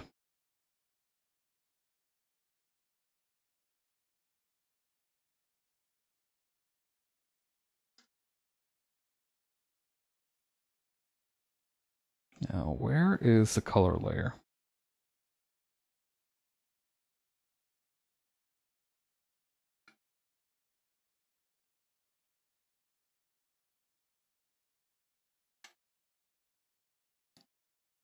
Okay, so here's what let's do. Let's just add a little bit of dramatic lighting from where the tractor beam would be pulling her up.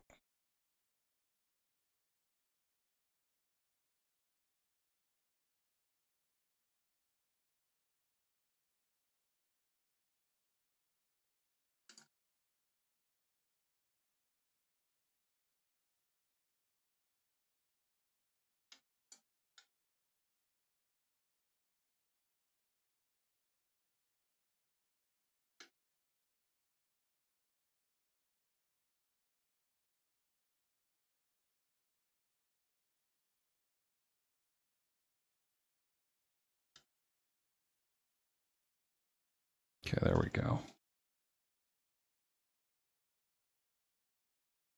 Then we can use a similar technique for the gloves.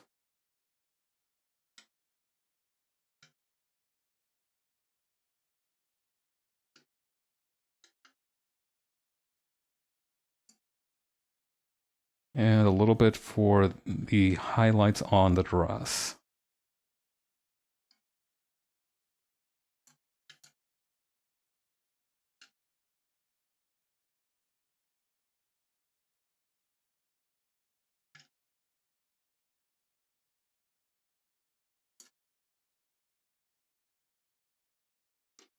And maybe we can use a little bit of the soft eraser to modify that.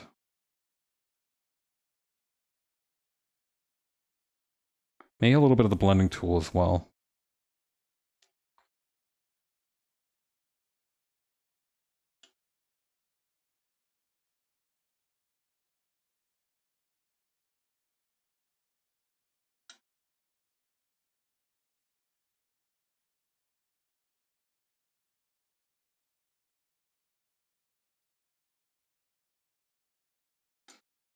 Maybe not that bright for the highlights on the chest piece here.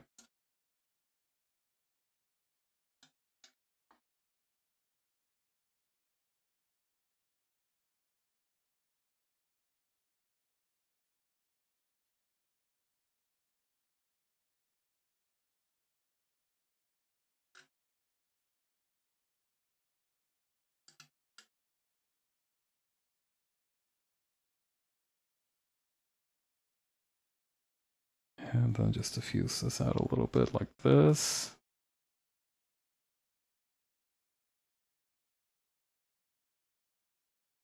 Yes, okay.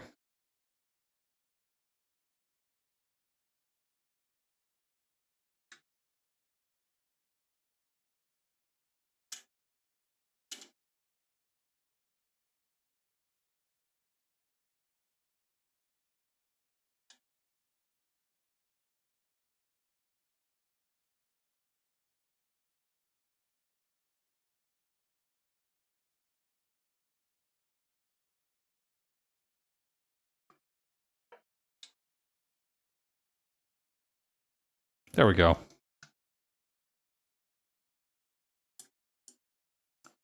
And maybe just for the finishing touch. Let's try this. So polyline. Boop. Boop. Boop. Boop. Let's make it a green tractor beam. Or not, actually purple feels like it's more alike to the original one.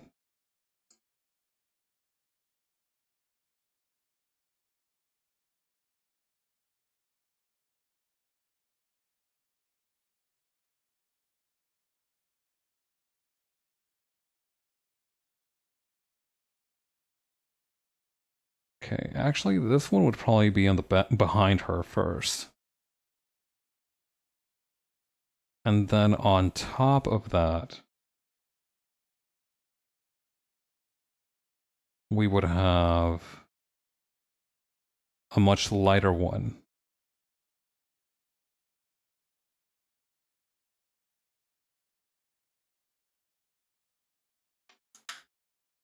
And that one would kind of just go, maybe, let's take a look at the different blending modes.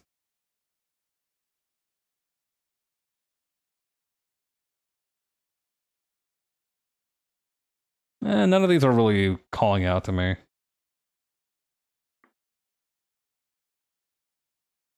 I think this one is maybe the one that has the most potential, but it's also a little bit too violent.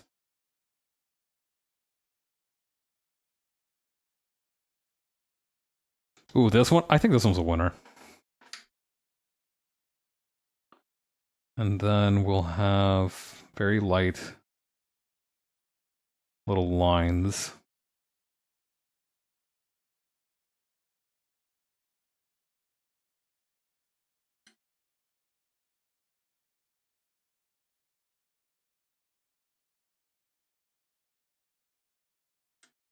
There we go. Okay, so let's actually bring them down just a little bit. And let's do a little bit of quick shading on the shoes, and then we'll move on to the commission work.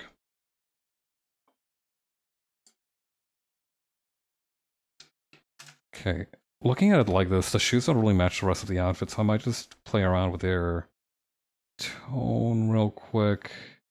Ugh, no, definitely not green.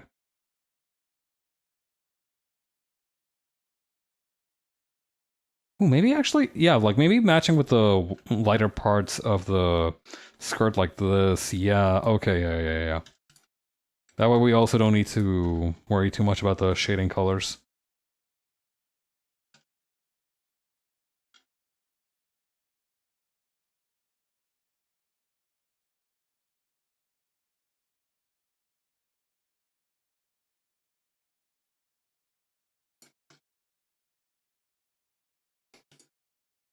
Okay, nice.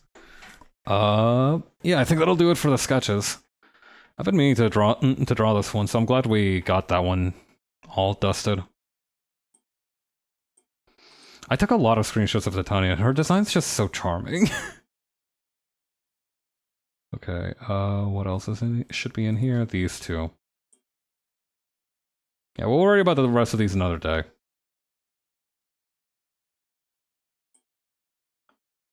Actually, which one's what is this? Oh, it's another sketch layer. Okay. That's good for this. Right now we're gonna work on this commission for my buddy Preston. Uh we did the liner for the trainer here.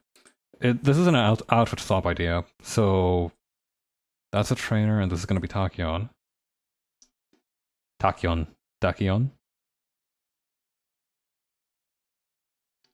Okay, Gaussian blur it so that we don't need to worry too much about the details. I kind of really enjoyed making the detailed sketches, and I found that it's been very helpful for kind of refining the work before I head into it.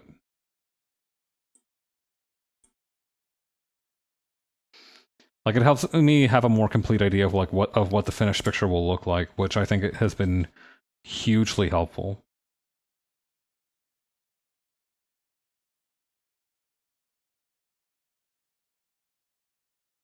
Now, what would be helpful is if I could do these curves right off the bat.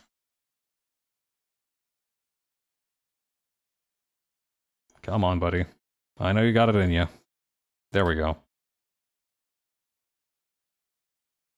And 9 seems like a good, reasonable amount to start off with in terms of width for the brush. I think I did go up to around 12 for some parts of the trainer's outfit. So maybe, I don't know. We'll play it by ear.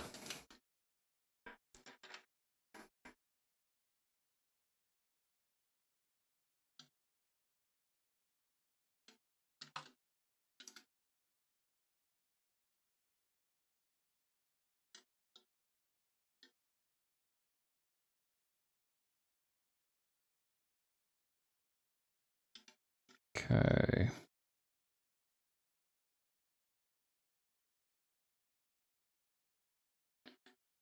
Then...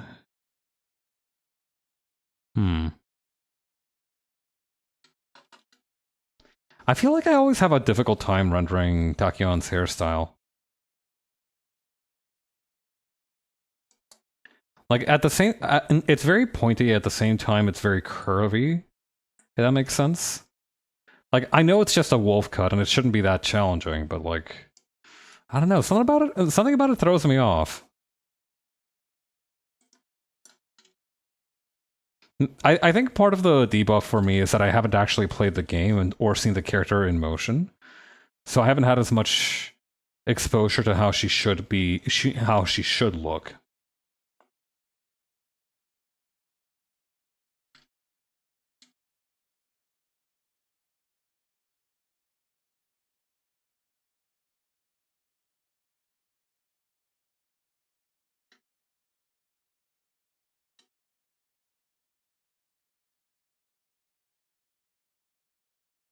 Okay.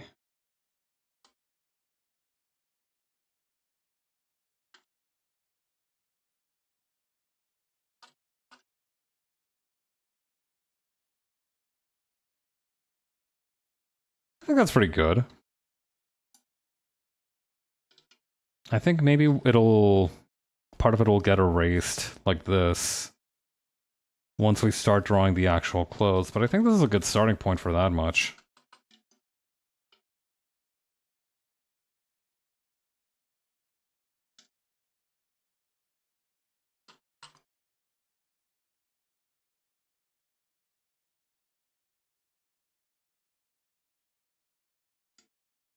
Yeah, recently when I've been doing illustration work, I've started to use raster layers again rather than vector layers. I just find that it gives me a little bit more freedom to rework things as needed. It's kind of like I was talking about it earlier, how sometimes you need to be loose enough that you can just like start from scratch and not really lose much. I think for that reason, rasters are a little bit more helpful for illustration work compared to vector layers, because I feel like with a raster layer, I have a much easier time just like erasing a big chunk and then trying again and getting good results compared to like with a vector layer where I'll go like, oh, I mean, I could probably just like grab these specific lines and try to adjust them a little bit, and that'll look okay, and it will look okay. But I feel like it stifles my flexibility a little bit, which is undesirable to me. Thus, raster layers.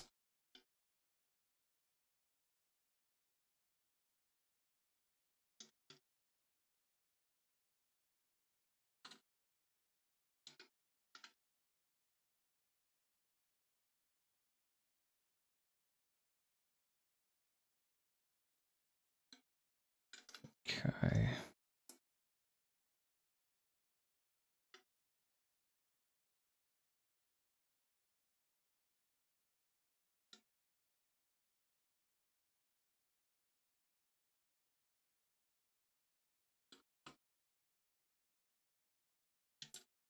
Okay.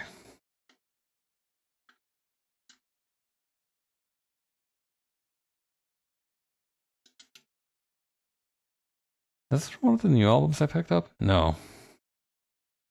Okay.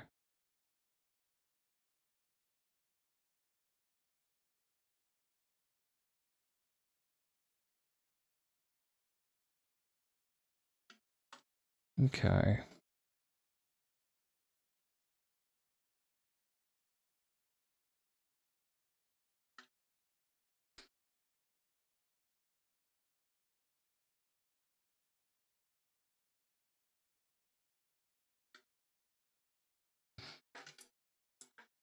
Good.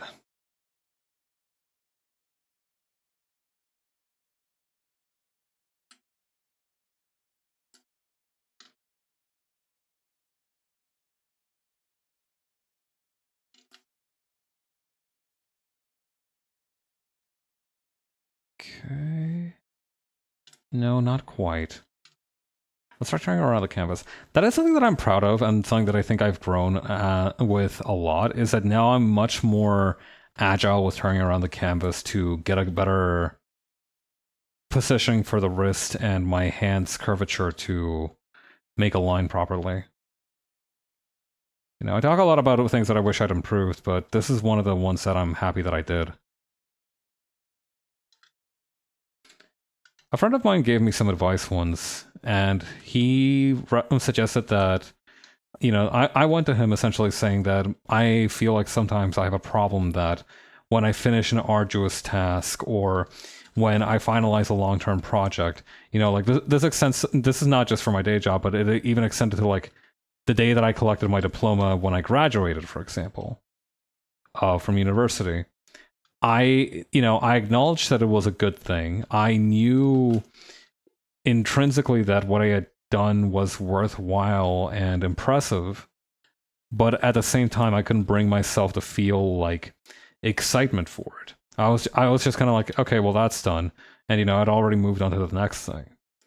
And what he recommended to me was that if the feeling of joy does not come naturally, you almost kind of have to induce it in yourself.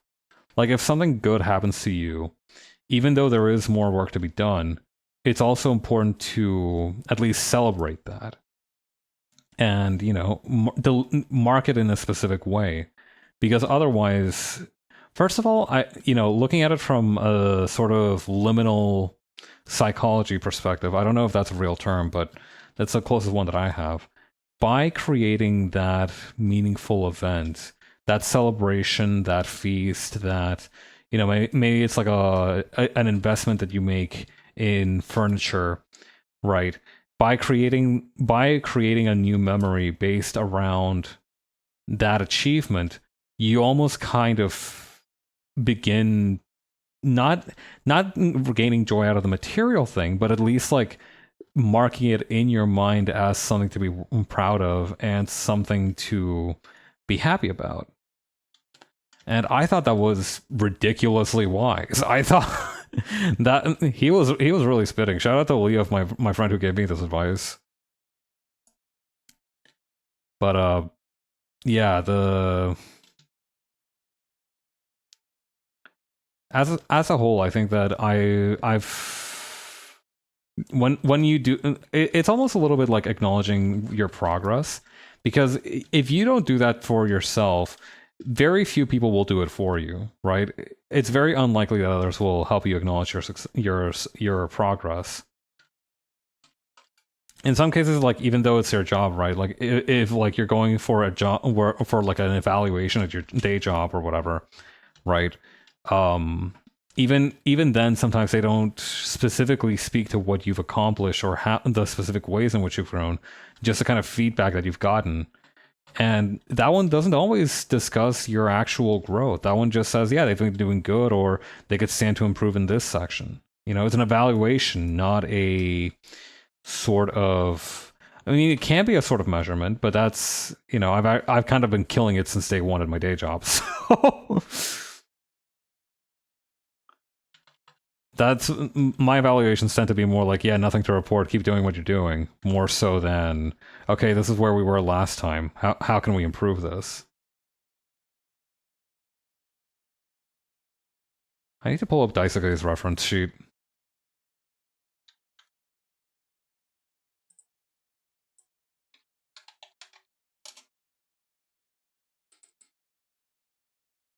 Okay, yeah, I just wanted to check how big I made the sleeves on the outfit. I should save my work and drink some water.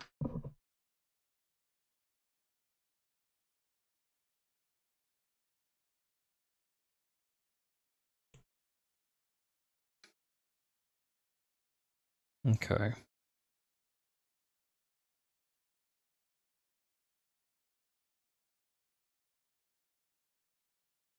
Let's just kind of cut that off there, and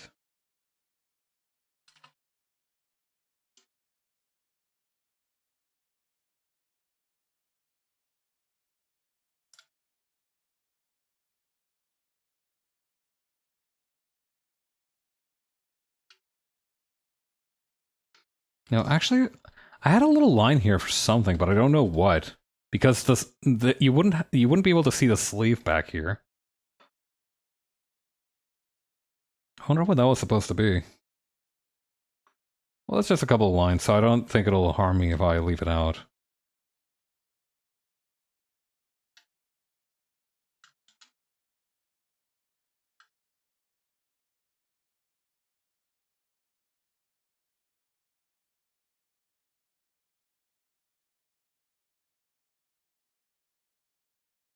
Okay.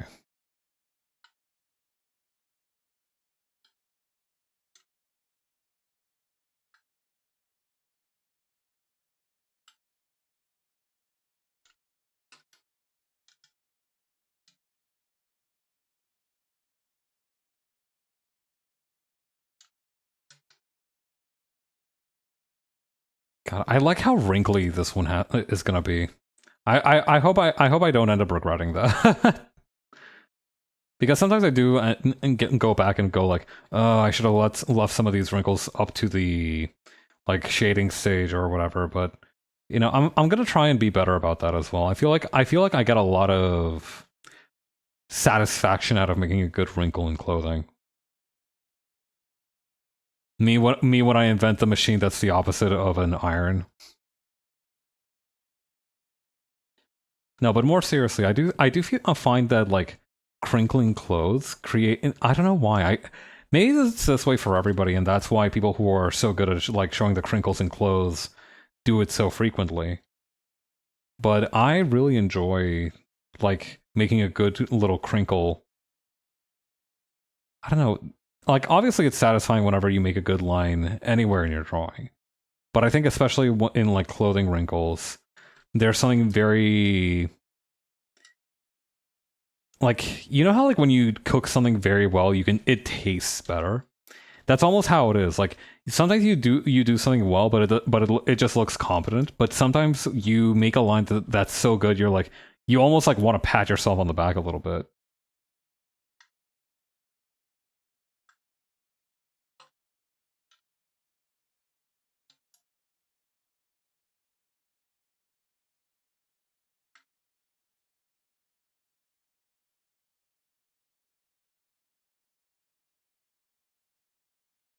Okay.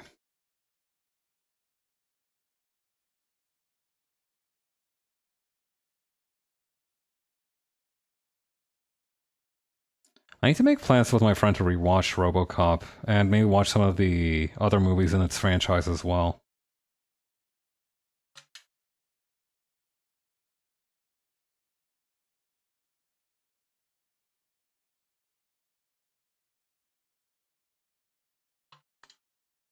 Is that how that last little hair whorl looks like? I feel like no, they're two separate ones. They're two separate ones.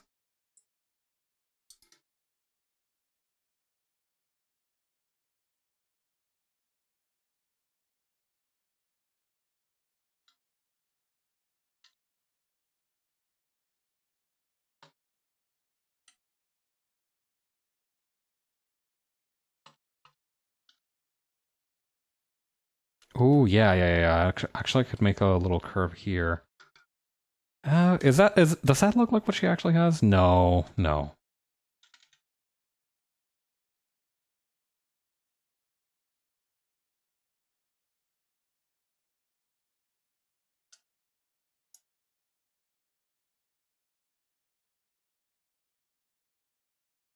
Okay.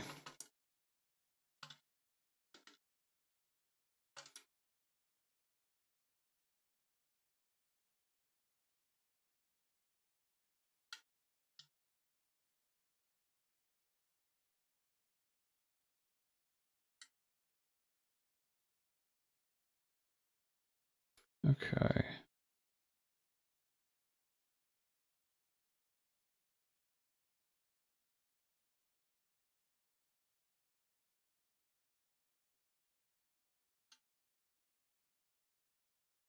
Hmm.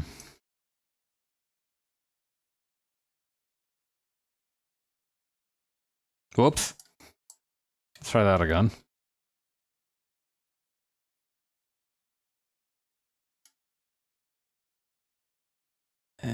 Just a little better. Yep, there we go.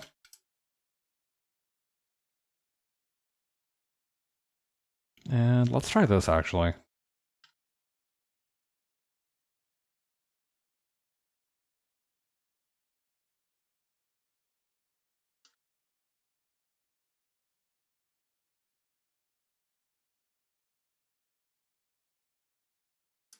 Let's flip the canvas a little bit too, just in case. I always get a little bit paranoid whenever I feel like I'm making a risky line. But yeah. Now I've been getting better at flipping the canvas, at rotating it. I don't know, it's good. I'm happy with that progress. It's a core fundamental competence.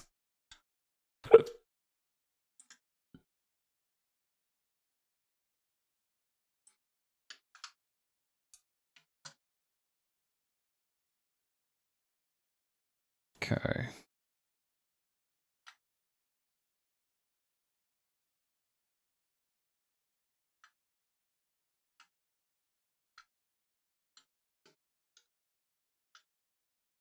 Oh yeah, another reason that I've been digging using the raster layers in place of vector layers for some activities is that I can now fill in these eyelash parts way before I need to get to the coloring stage.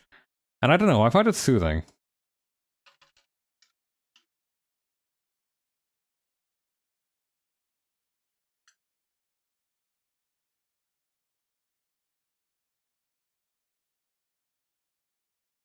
I find so many interesting things about Tachyon's design whenever I take a closer look at it, especially with regards to her face and her eyes.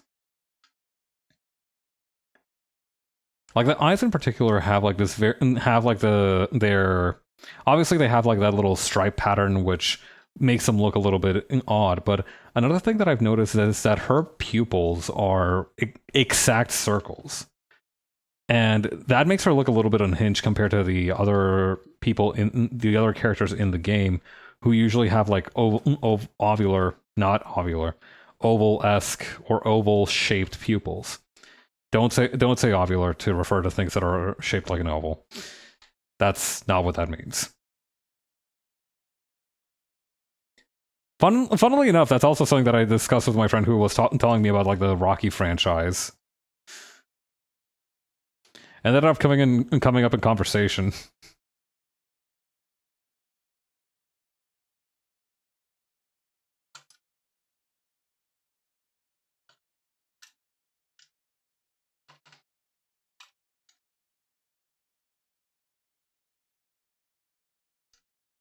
But yeah, no.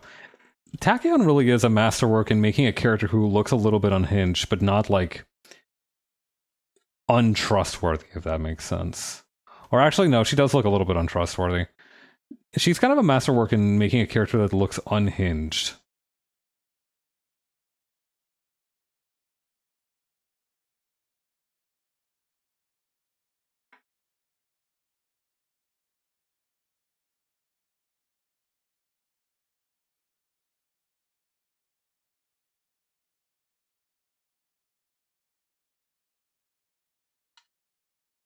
Okay, there we go. This also shows up in her casual clothes because I think she's the only character who wears pants and doesn't have like a specific tail hole in the pants. Like she just like slips it over the waistband.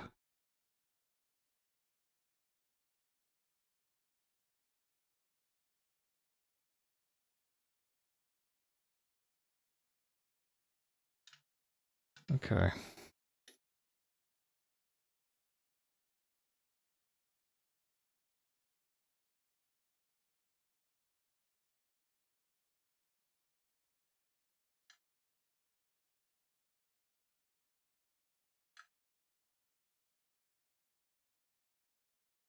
Okay, and then over here. I do also find Tachyon interesting because she's a very strong example of a character that I would define as unethical. Sent you the set golf fit? Let me check. Let me peep.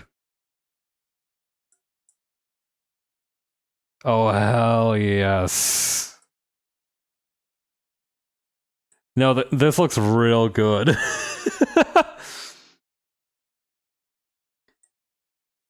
Yeah. No, it really smart move in using the soft shading as well to kind of like differentiate us all because I don't have shading, you have cell shading, and Zed would have like soft shading. So it's a real good like it's a real good mixture.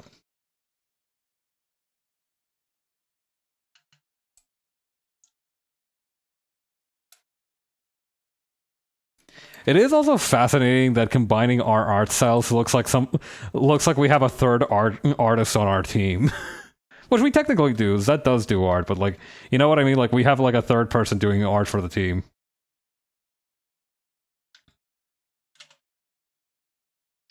Okay, that index finger is looking a little bit thin.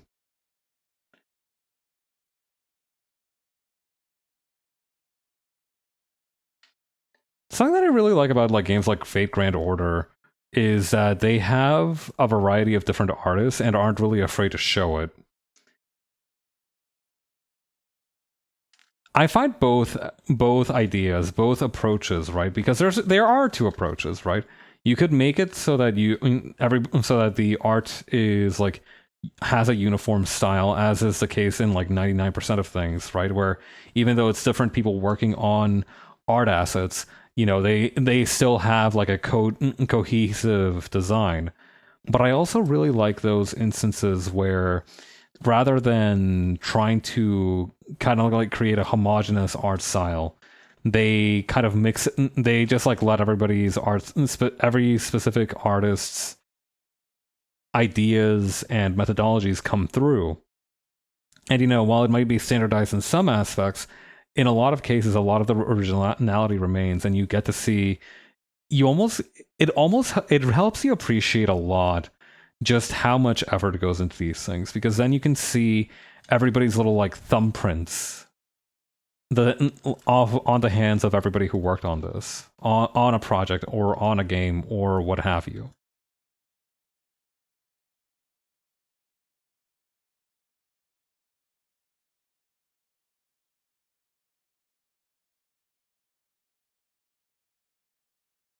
Hmm. I don't think you'd be able to see the thumb here. So I think I made the pinky a little bit too thick.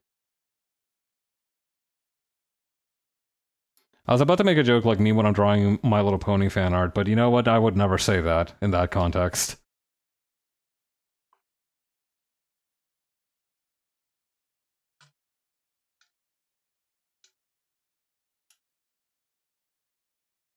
Okay.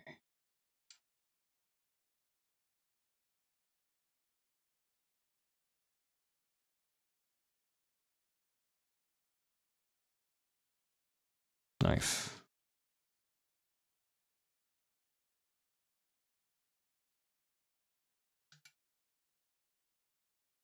And that'll kind of come up around here, I think?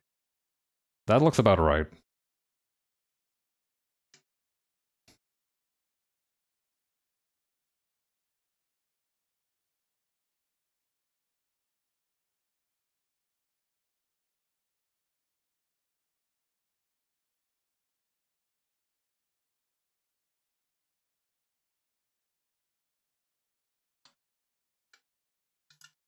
Okay.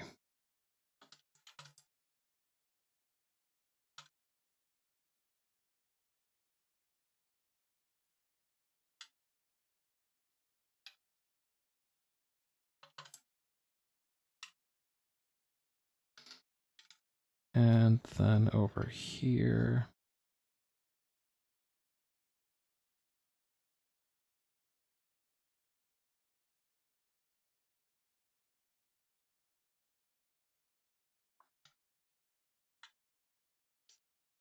I love drawing ties.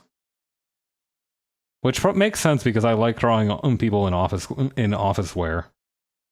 I should do that more often.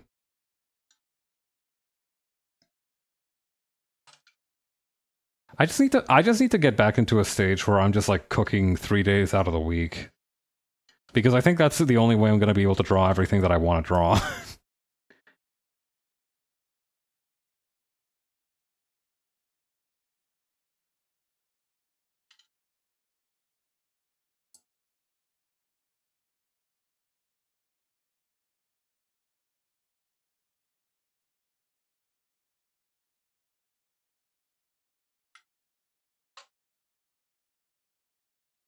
I should save my work. Your next iteration should have a tie. Yeah, I actually have been strongly considering rebranding as like some manner of office worker. I don't know. The hoodies serve me well, but I do feel like maybe it is time to snazz it up a little bit, especially because, and I can actually show you this as well. Jay's Tomodachi Life playthrough has actually had me mostly in suits and dapper clothing of some description. So I don't know. It's kind of doing it for me a little bit. I kind of like looking like a fancy young lad. Okay, fancy lad. I don't think I can be a young lad anymore.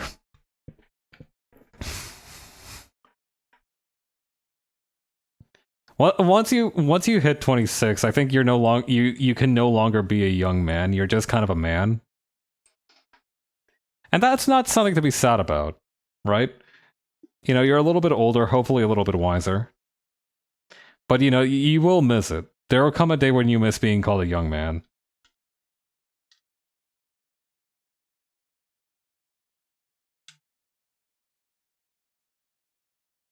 I don't know.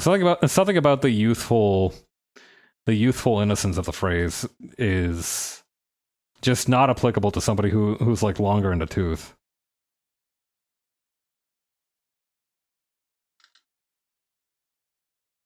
Well, no use ruminating in what can't be brought back. But yeah, I don't know. On the one hand, I'd like to be able to have 5 billion outfits rather than just rebrand. But at the same time, I feel like if I don't rebrand, I won't be able to commit.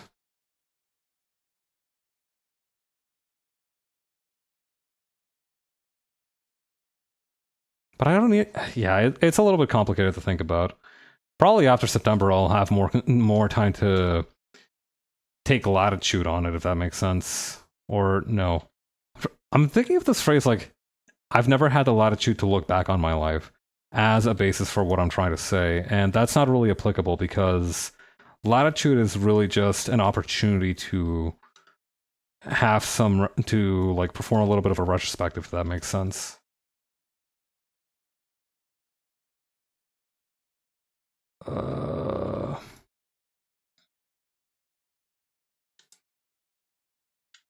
But yeah, I also haven't had the latitude to really consider what I want to do as branding, and that's something that I'd like to do once I'm back in.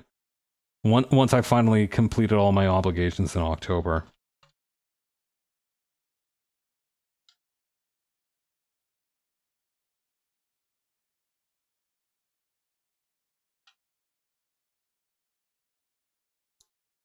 From then on, my only real obligation will be work either way.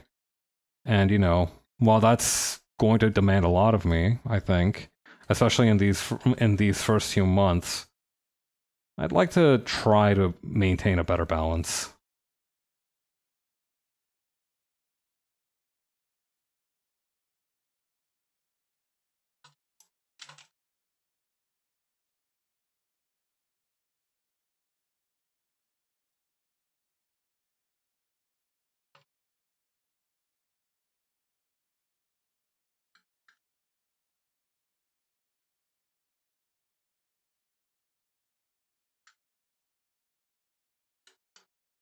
Trying to figure out how I can make this work.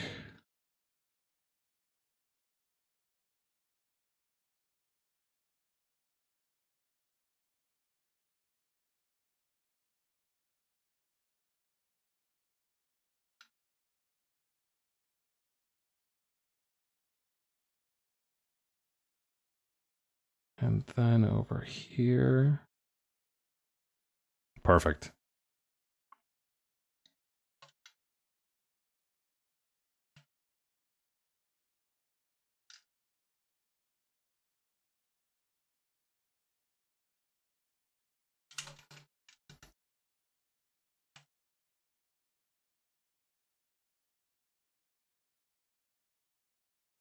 I don't even need that much of a curve. Maybe I can just like go like this.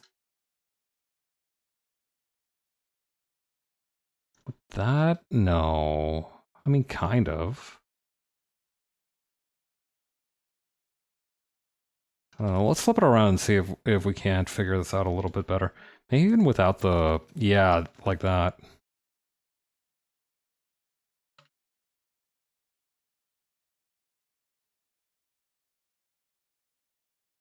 Let's consider this in some respects.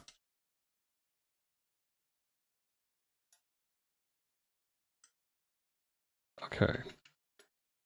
So the silhouette might also be a problem. So let's retry that. So I have a degree of confidence in where the arm is. I think that looks good. I might actually just like push it in a little bit because that elbow is looking a little bit gnarly, but yeah, like that. But other than that, I think what would actually happen is that the fabric would bunch up around here.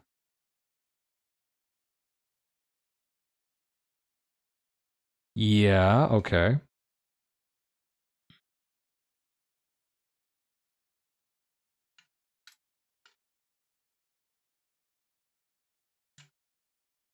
Okay, yes, yes, yes. Okay. I think I've got an idea for how to do this. And that's... Okay, so the sleeve is going to come up and around here.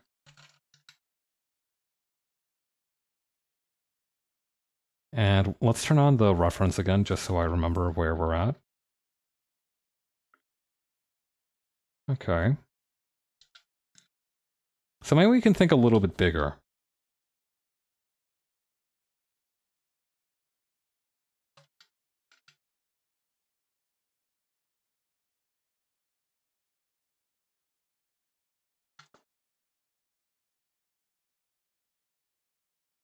Okay.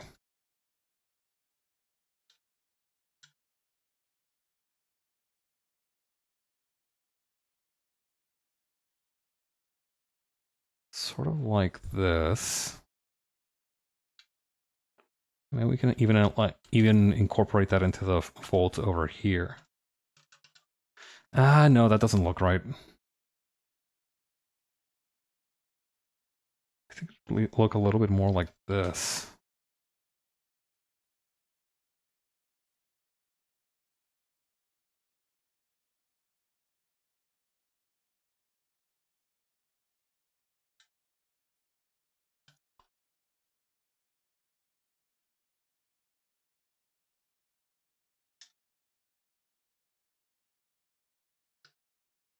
Hmm.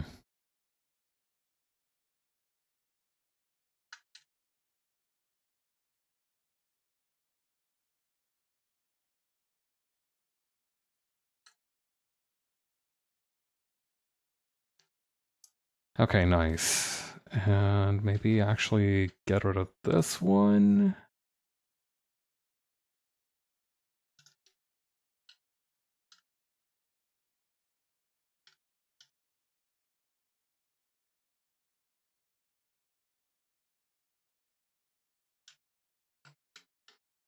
No, no, hang on.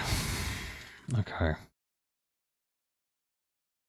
Sleeves, sleeves and coats that hang over the shoulder are so annoying for things that look so goddamn cool. You know what? I think might be going about this the wrong way. Let's try loosening it up a little bit.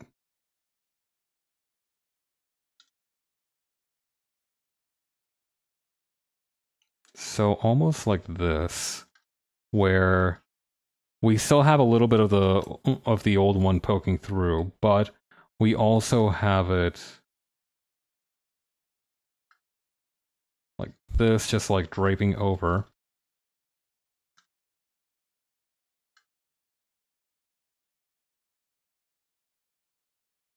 Maybe moving this part down here a little bit further up.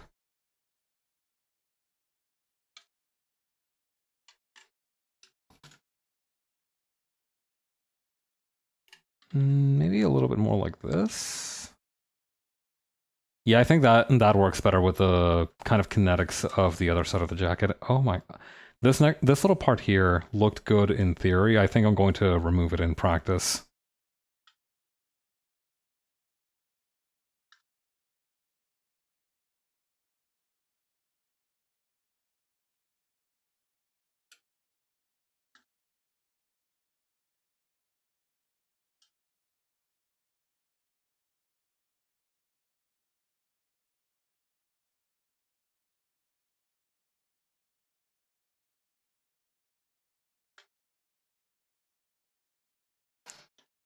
Every time I say the word theory now, I think of the wrestler Austin Theory from That Dog Should Stable Division. And every time I think of Austin Theory of a guy named Theory, I think of the Potential Man meme. I don't know why my neurons have connected these things in my head, but it makes sense to me. I think it's fairly justified.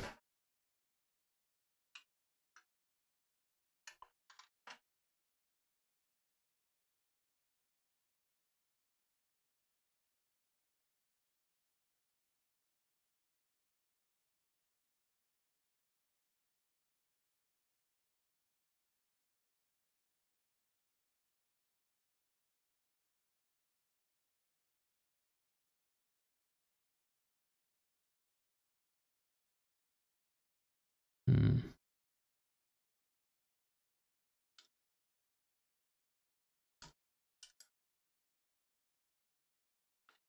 Okay.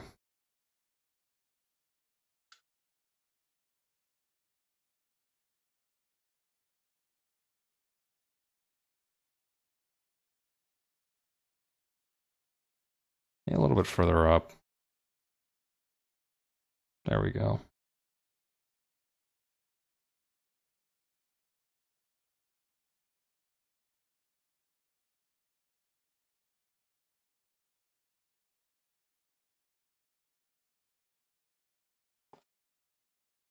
Yeah. Okay.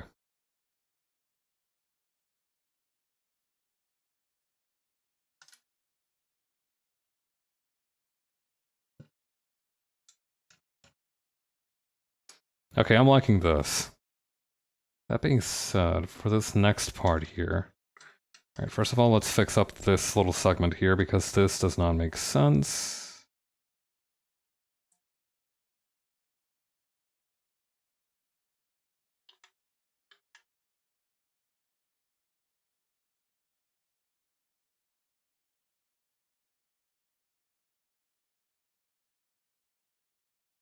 Nice, that's much better. After that, though, we're just going to need to select everything on the outside edge of this. Expand by 1 pixel, maybe. And then...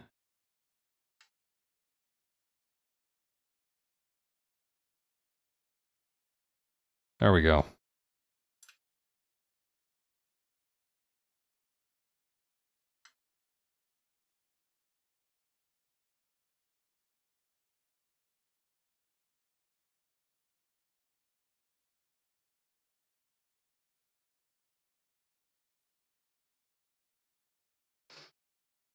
Okay.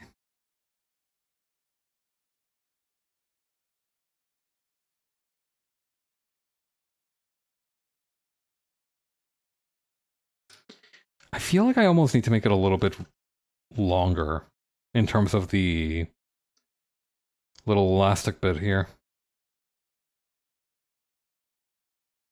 I don't know, something about the shape of it is throwing me off.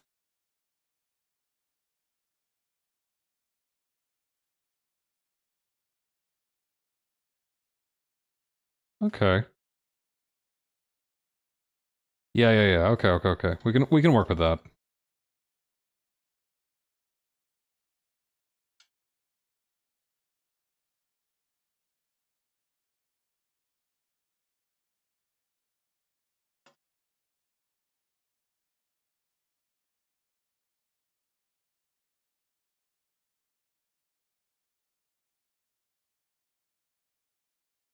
Okay, using the hard eraser will knock out these bits here and actually probably turn this one here into 2 different segments.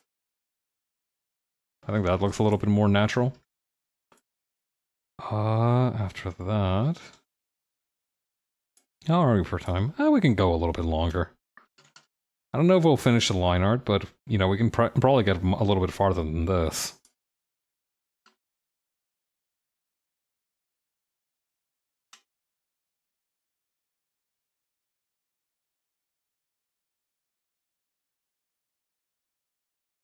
I should save my work.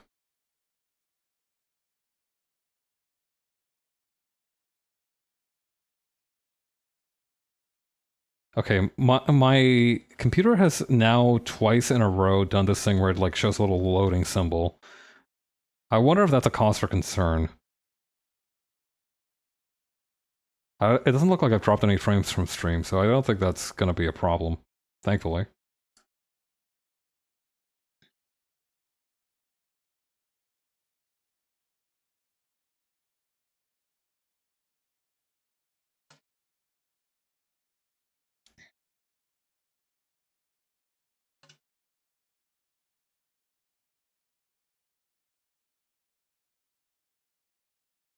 Okay, then after that...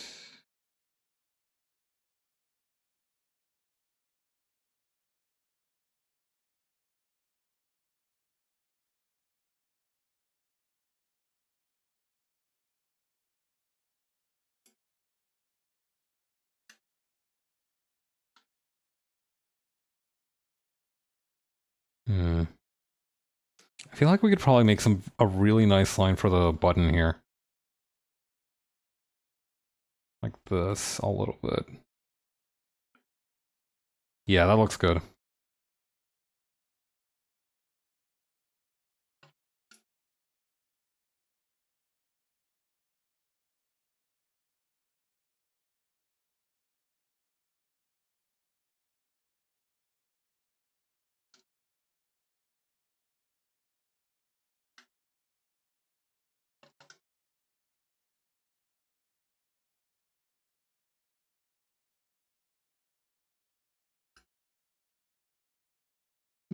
There we go.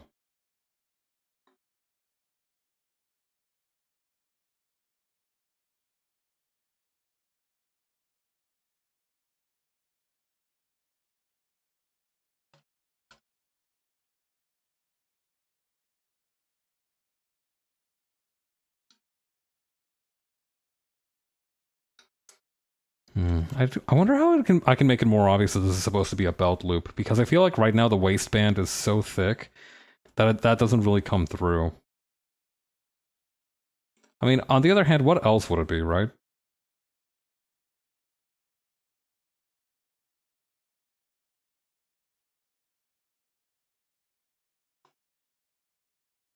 Maybe I can just go a little bit more shapely with it. Honestly, that even that much is significantly better.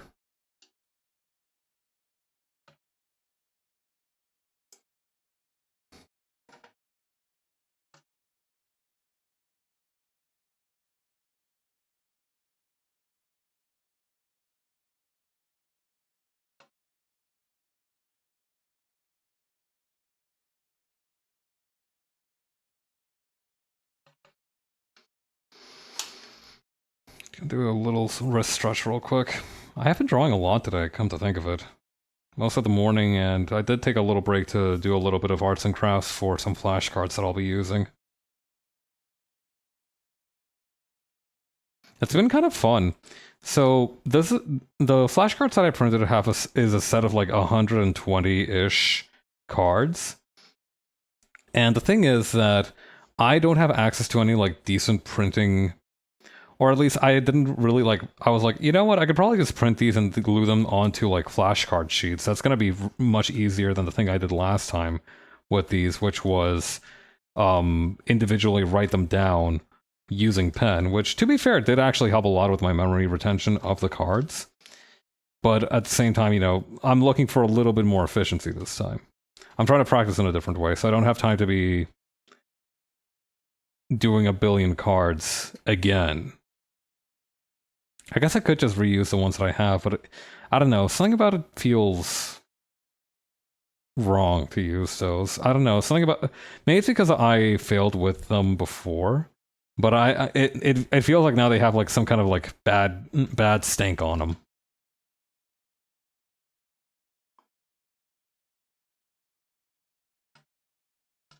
Not like actual literal physical stank, by the way.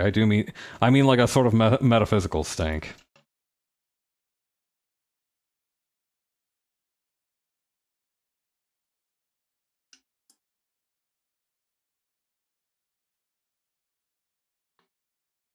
Okay, let's try this.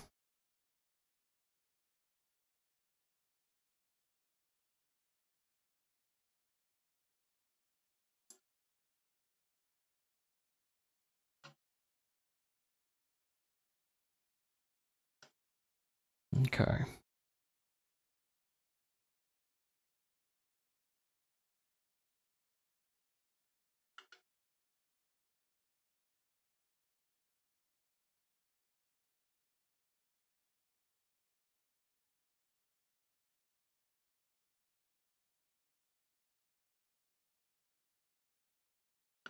Okay, then next after that.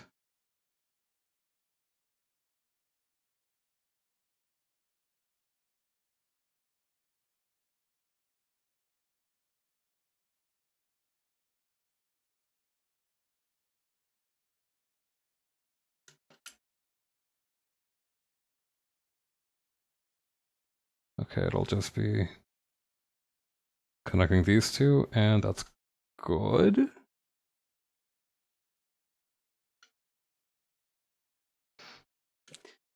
Something that I found very satisfying about using the raster layers compared to the vector layers that I didn't think I would actually miss is that whenever I have to erase a little bit of a line, I kind of like now going in and just like very expertly excising the remaining particles off of it.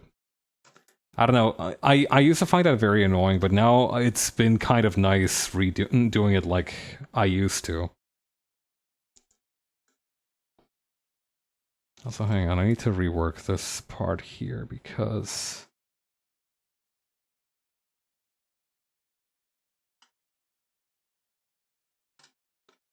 Yeah, I think that looks good. That's reasonable. What else was I doing? Right. You can finish connecting the sleeve here.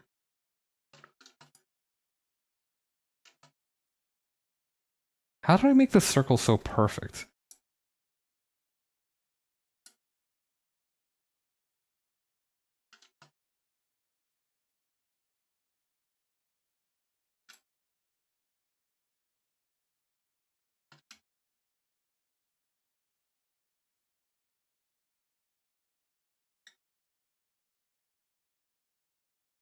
Okay, then over here.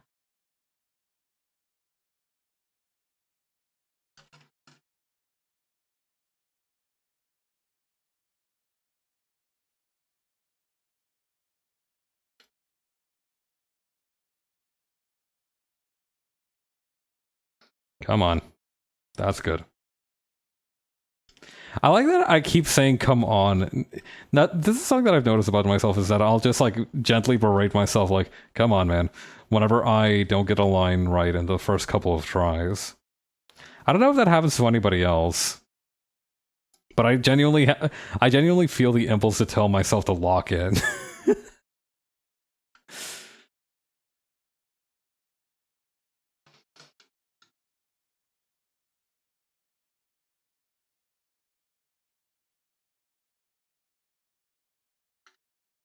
I don't know. Sometimes when I feel like I'm thinking really hard, I can like genuinely hear my brain making a sound like dunkala dunkala dunkala, like a bunch of rocks in a tumbler.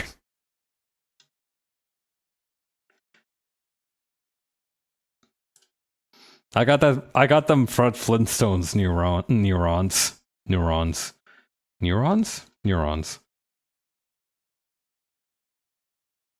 Neurons are one of those words that feel very strange because unless you're like a brain surgeon, you don't tend to whip them out too often as a word. Broadly speaking, you shouldn't be whipping out your neurons at all.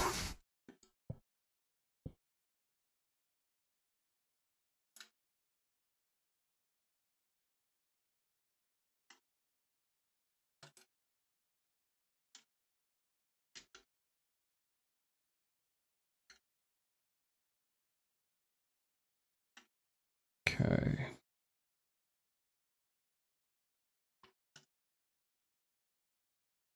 God, it's an awesome. I've been rereading the Lancer Core rulebook for the mech descriptions and the flavor text, um, while at work recently, and you know, if I'm just like waiting for something or like waiting around for like I'm waiting at to pick up my food or something, right? I'll also just like take a quick gander at like one or two things. And it's been great because I keep forgetting how like there's a few examples that are like widely touted for like the occasionally bizarre flavor text that pops up in Lancer, but there are some that I feel like go underappreciated. Like for example, which one was it? Hang on.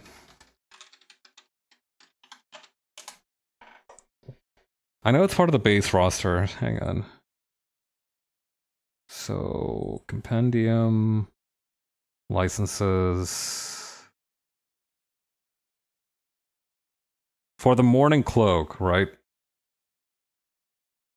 Which one? I think it was for the Fade cloak. Oh, yeah, here we go. Here we go. Compendium data. Representing SSC's first successful manipulation of the firmament, firmament affinity directed entropy, fade, cloaks, must be fabricated according to the unique affinity signature of requisitioning pilots. They are rough tools, artificial affinity amplifiers that allow operators to access the shallow layers of the firmament, and thus shimmer, nudging their physical bodies between the causal and paracausal. The cloak enhances this effect by extruding a semi-organic membrane that wraps around the mech to provide an additional layer of protection. At present, the long-term effects of affinity amplification on organic matter are unknown. Before receiving clearance to operate a fade cloak, pilots must agree to check in with their SSC personal concierge on a regular schedule. These check-ins include regular deposits of genetic material. And like this is all very standard like paracausal bullshit stuff, and then you trip over that last sentence, like, huh?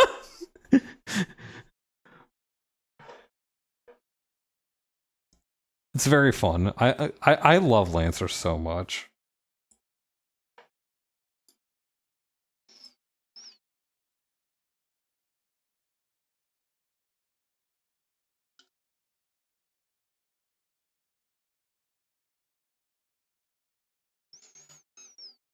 Okay.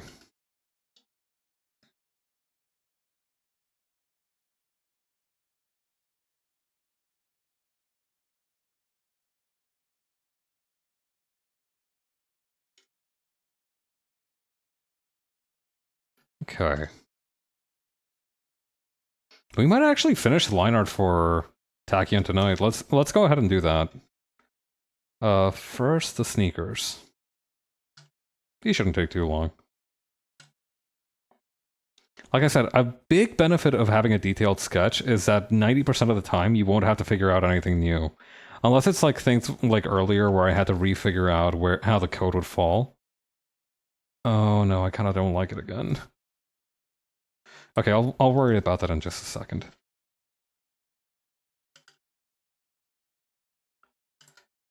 But like, yeah, unless it's a situation like that where like midway through I change the game plan, like typically I can just use this as a basis and then really just focus on the look of the lines. You know, devote my energy to that instead of the forms.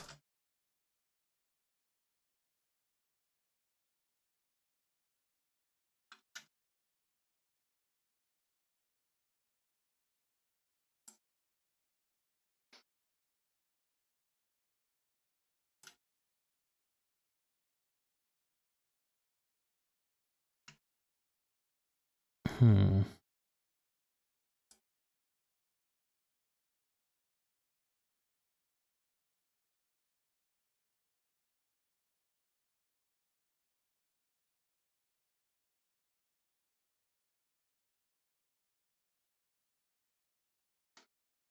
Okay, that's gonna come in like this.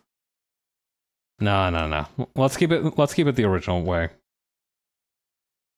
I'm trying to think of the actual way that this is gonna look finished, and I think this will have a much better balance of colors. Even though I don't think it's necessarily how a sneaker would be built.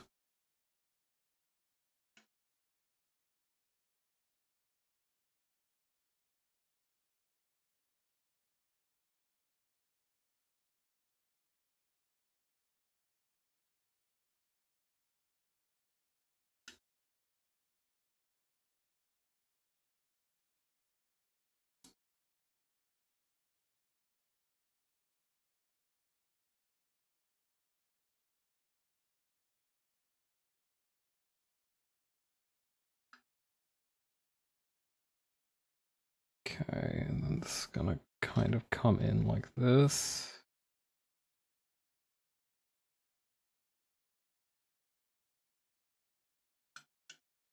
Okay, nice. And then maybe just a little bit like that, and then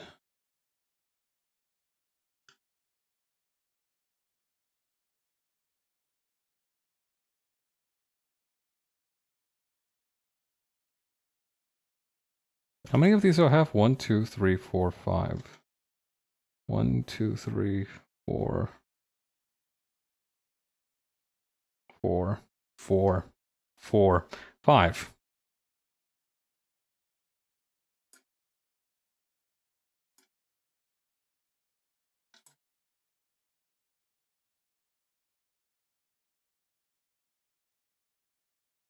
Okay. No, hang on. That's not right. Okay, maybe... Hang on. Yeah, that's definitely not right. Okay, so maybe we leave the shoelaces for last and focus a little bit on the actual form of the sneaker first.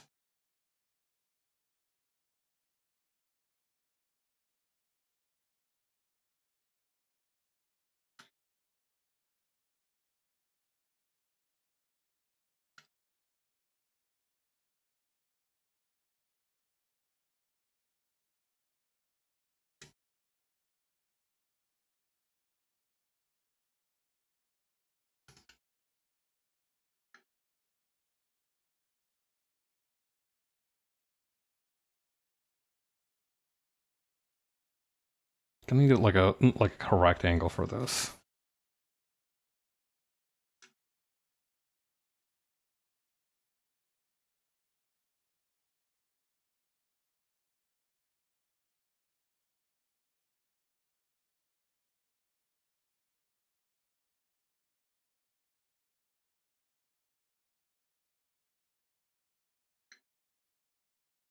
Hmm.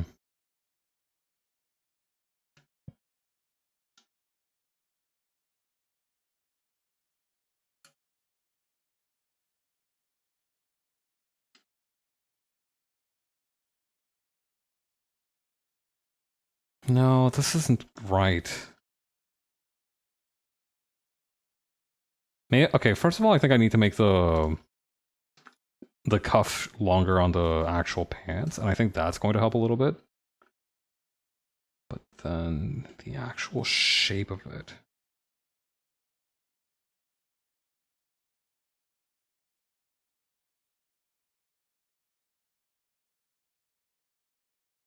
Okay, hang on, this might be something.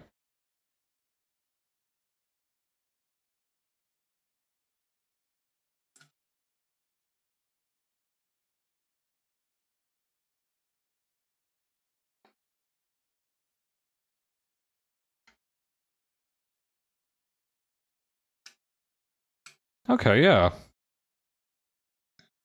Also, I think I might have made her butt a little bit too sharp. Yeah, that's got some powerful angle to it. Let's try to smooth that out a little bit.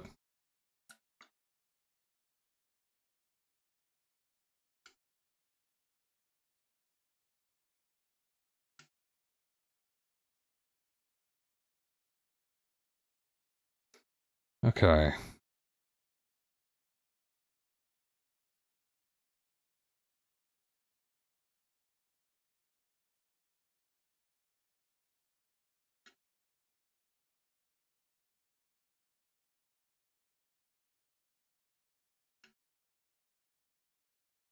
Okay, does that line make sense?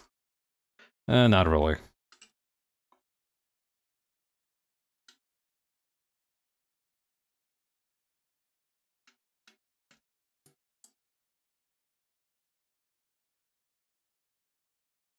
Okay.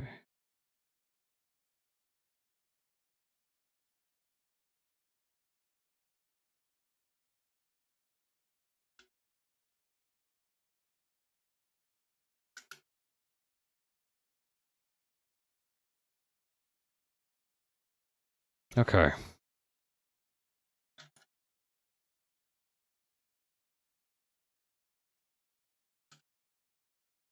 Then curve this upward like this.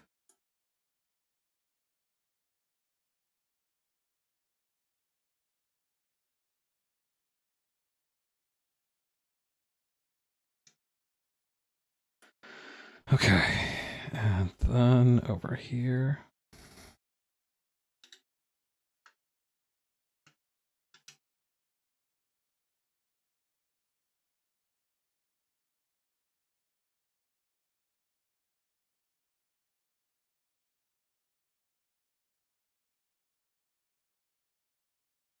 Okay. And then also over here.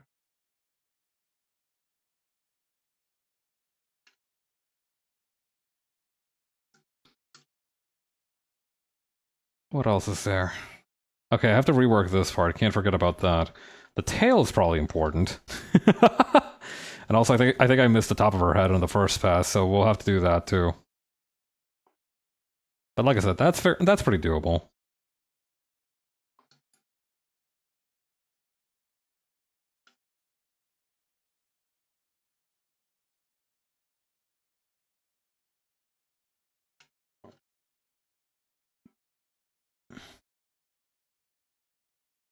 Okay.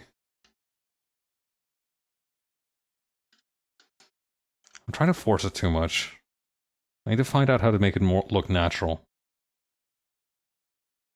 I think the only option then is to maybe try to graft it on later on, like this.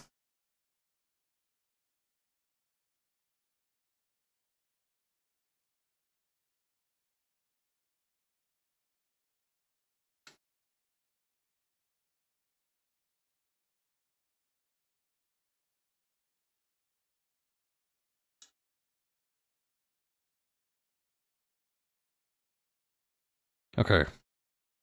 Okay, then cut this off here.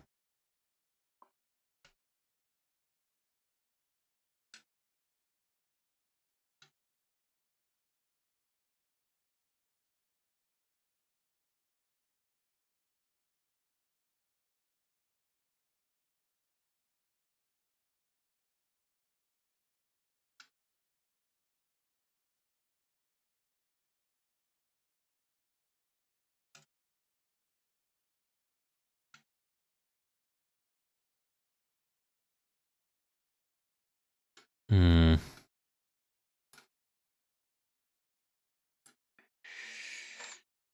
Let's try this. Instead of trying to brute force the curve here, maybe we can just resize what we currently have.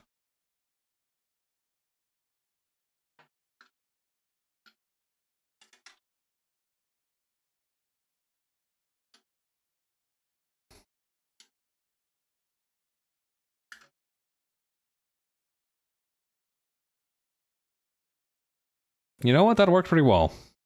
I'm happy with it. Let's finalize the graft.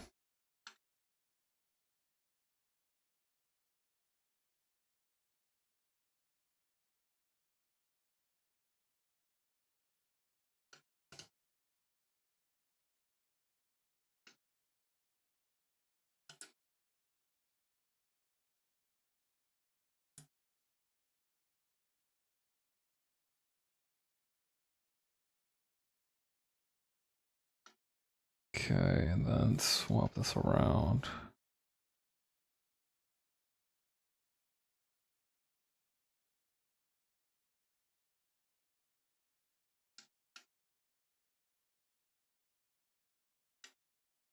Maybe just a little bit more.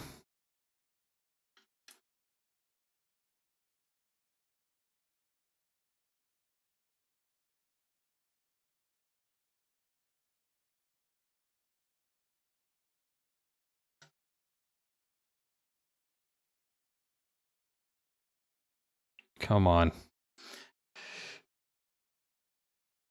And there we go.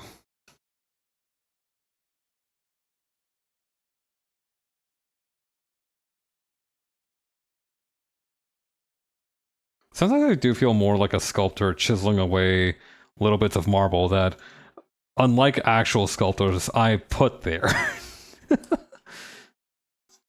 Being a digital artist is fascinating because sometimes you're the mountain that forms the marble, and sometimes you're the chisel.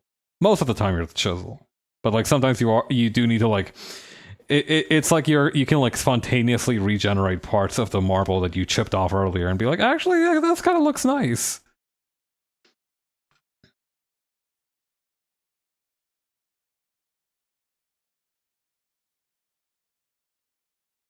It's looking pretty good so far. Honestly, with this with the more zoomed out perspective, I'm not hating this section, but I still think we need to do something different with it.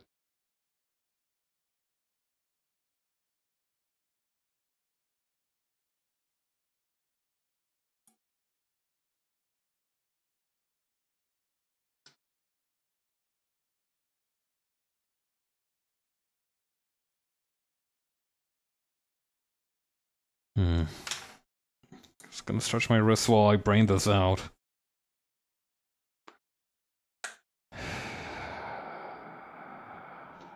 First of all, I think the sleeve back here is wrong. Let's just fix that up first. So this would come up like this.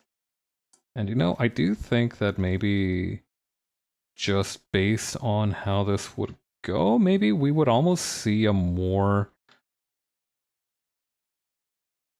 almost like that turn? Yeah, honestly, I think that makes a lot more sense. But maybe not by that margin, right? So maybe a little bit of that, but like not as full send as we were doing it. Like maybe like that much. And then that way we would connect it.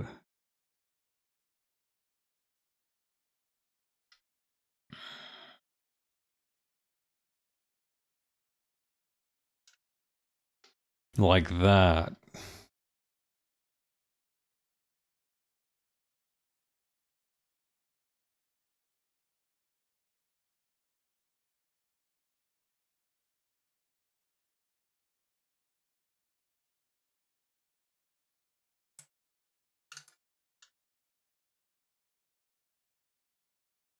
Two.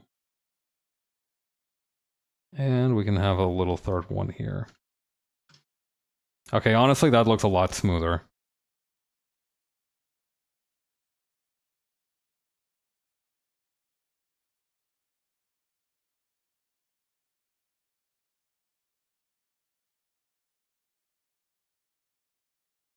Okay. I do still have to make the logo for the jacket right there, but that's gonna be super easy since I can just kind of like move what I have here.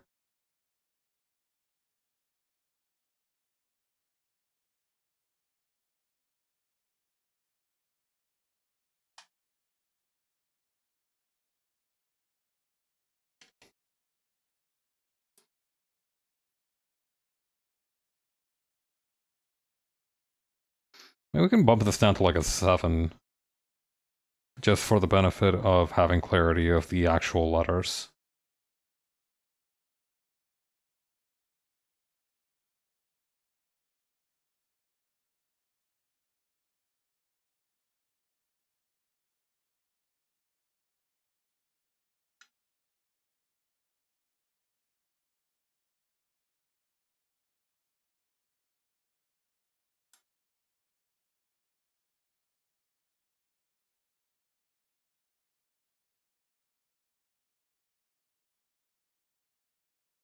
Okay.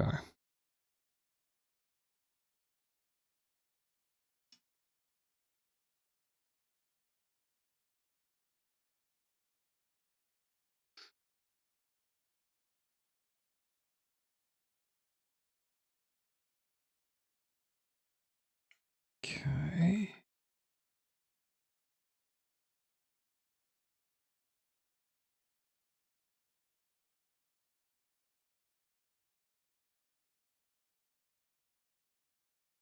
And then...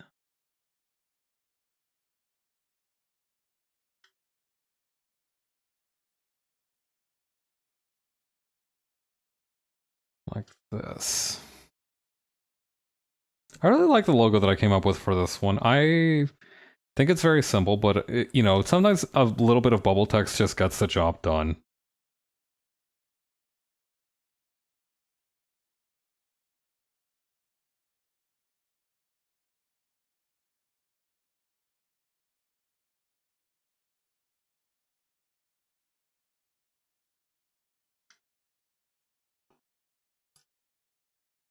Okay. After that, I think the last part is this hand here and the ear and the accessory, and I think we're good to go.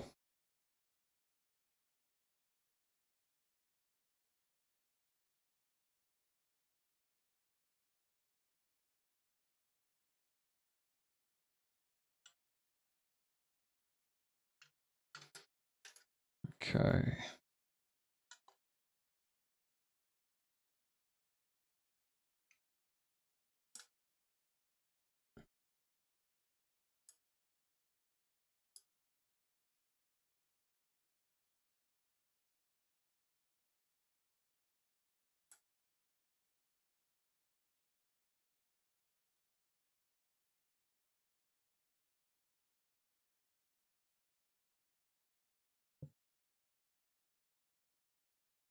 Okay.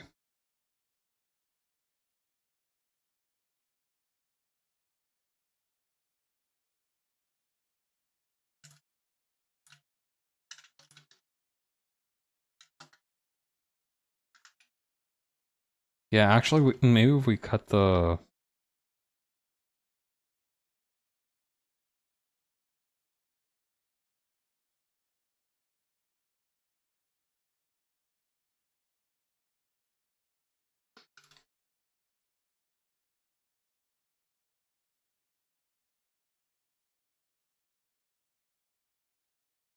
Maybe like that.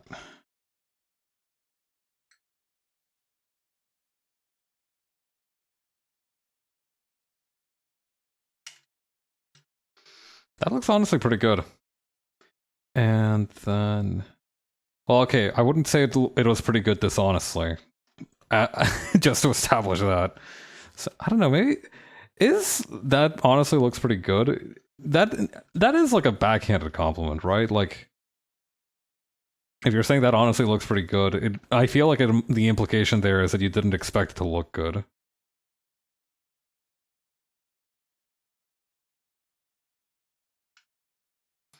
Which, I should hope it would look good. I think I'm actually like coming up on like on 20 years of taking drawing at least semi-seriously, so I should hope it look okay. I say taking drawing semi-seriously, mostly just because of the fact that... Actually, let me take a quick peek at Takion's ears. No, they're like very well groomed and sharp. Some of these girls got like very fluffy ears. Anywho, uh, I think I was around 7 years old when I was like, yeah, no, I want to make art part of my life more consciously because before then you draw, of course, you draw because it's something you enjoy doing, but like, you know, past a certain point, it's like, okay, am I going to become a guy who draws? And like, I made that decision when I was like 7, and like, yeah, I do want to draw long term. I want to get serious about it. It's not enough that I just like have like loose leaf paper to draw anymore. I would like a sketchbook. I actually have a very sweet memory. My dad used to get like these freebie agendas from his workplace, right? Because he had an office job and they used to give him like these schedule planners for free. And he wouldn't really have a use for them, so he would just like give them to me and I would use those. Those were used as my earliest sketchbooks. And, I was like, I didn't really understand the concept of like planners and calendars at that point, I think. I mean, 7 years old is like a little bit late for that, but like, I didn't understand like the idea of like an agenda, right, as a notebook. And, and to me, like, these were like these very interesting notebooks that had like a lot of information about dates because they were in English too, right? So I couldn't read them either. But back then they had a sort of mysticism to them where I understood they had a greater purpose, but I didn't really understand what that purpose might be. Well, like it seemed very mature, and I kind of enjoyed having that in the notebook.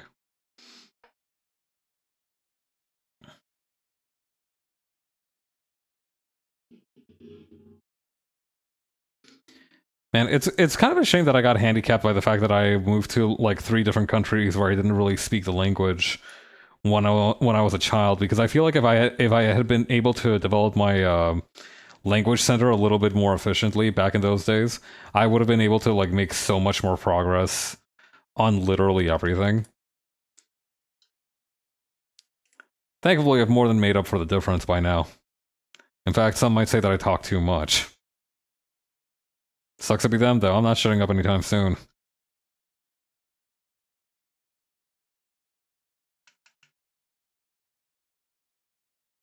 Okay. I think the Ahoge is next, and I think then that's a job well done.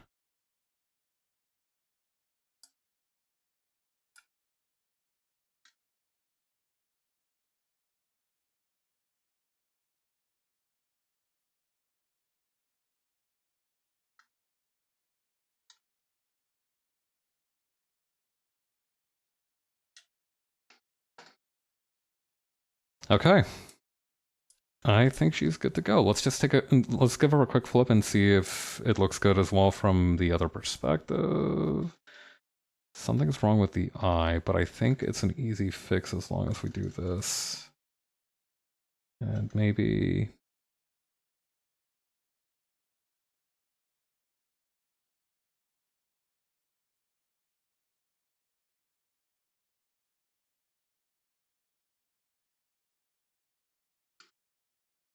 Yeah, honestly, that looks good. Again, I said that. I don't know why I keep saying that. But yeah, we're done here. Uh... Uh... Yeah, I think I'm just gonna edit here for tonight. Take it easy, everybody. Have a good week. See you next Sunday. Bye bye.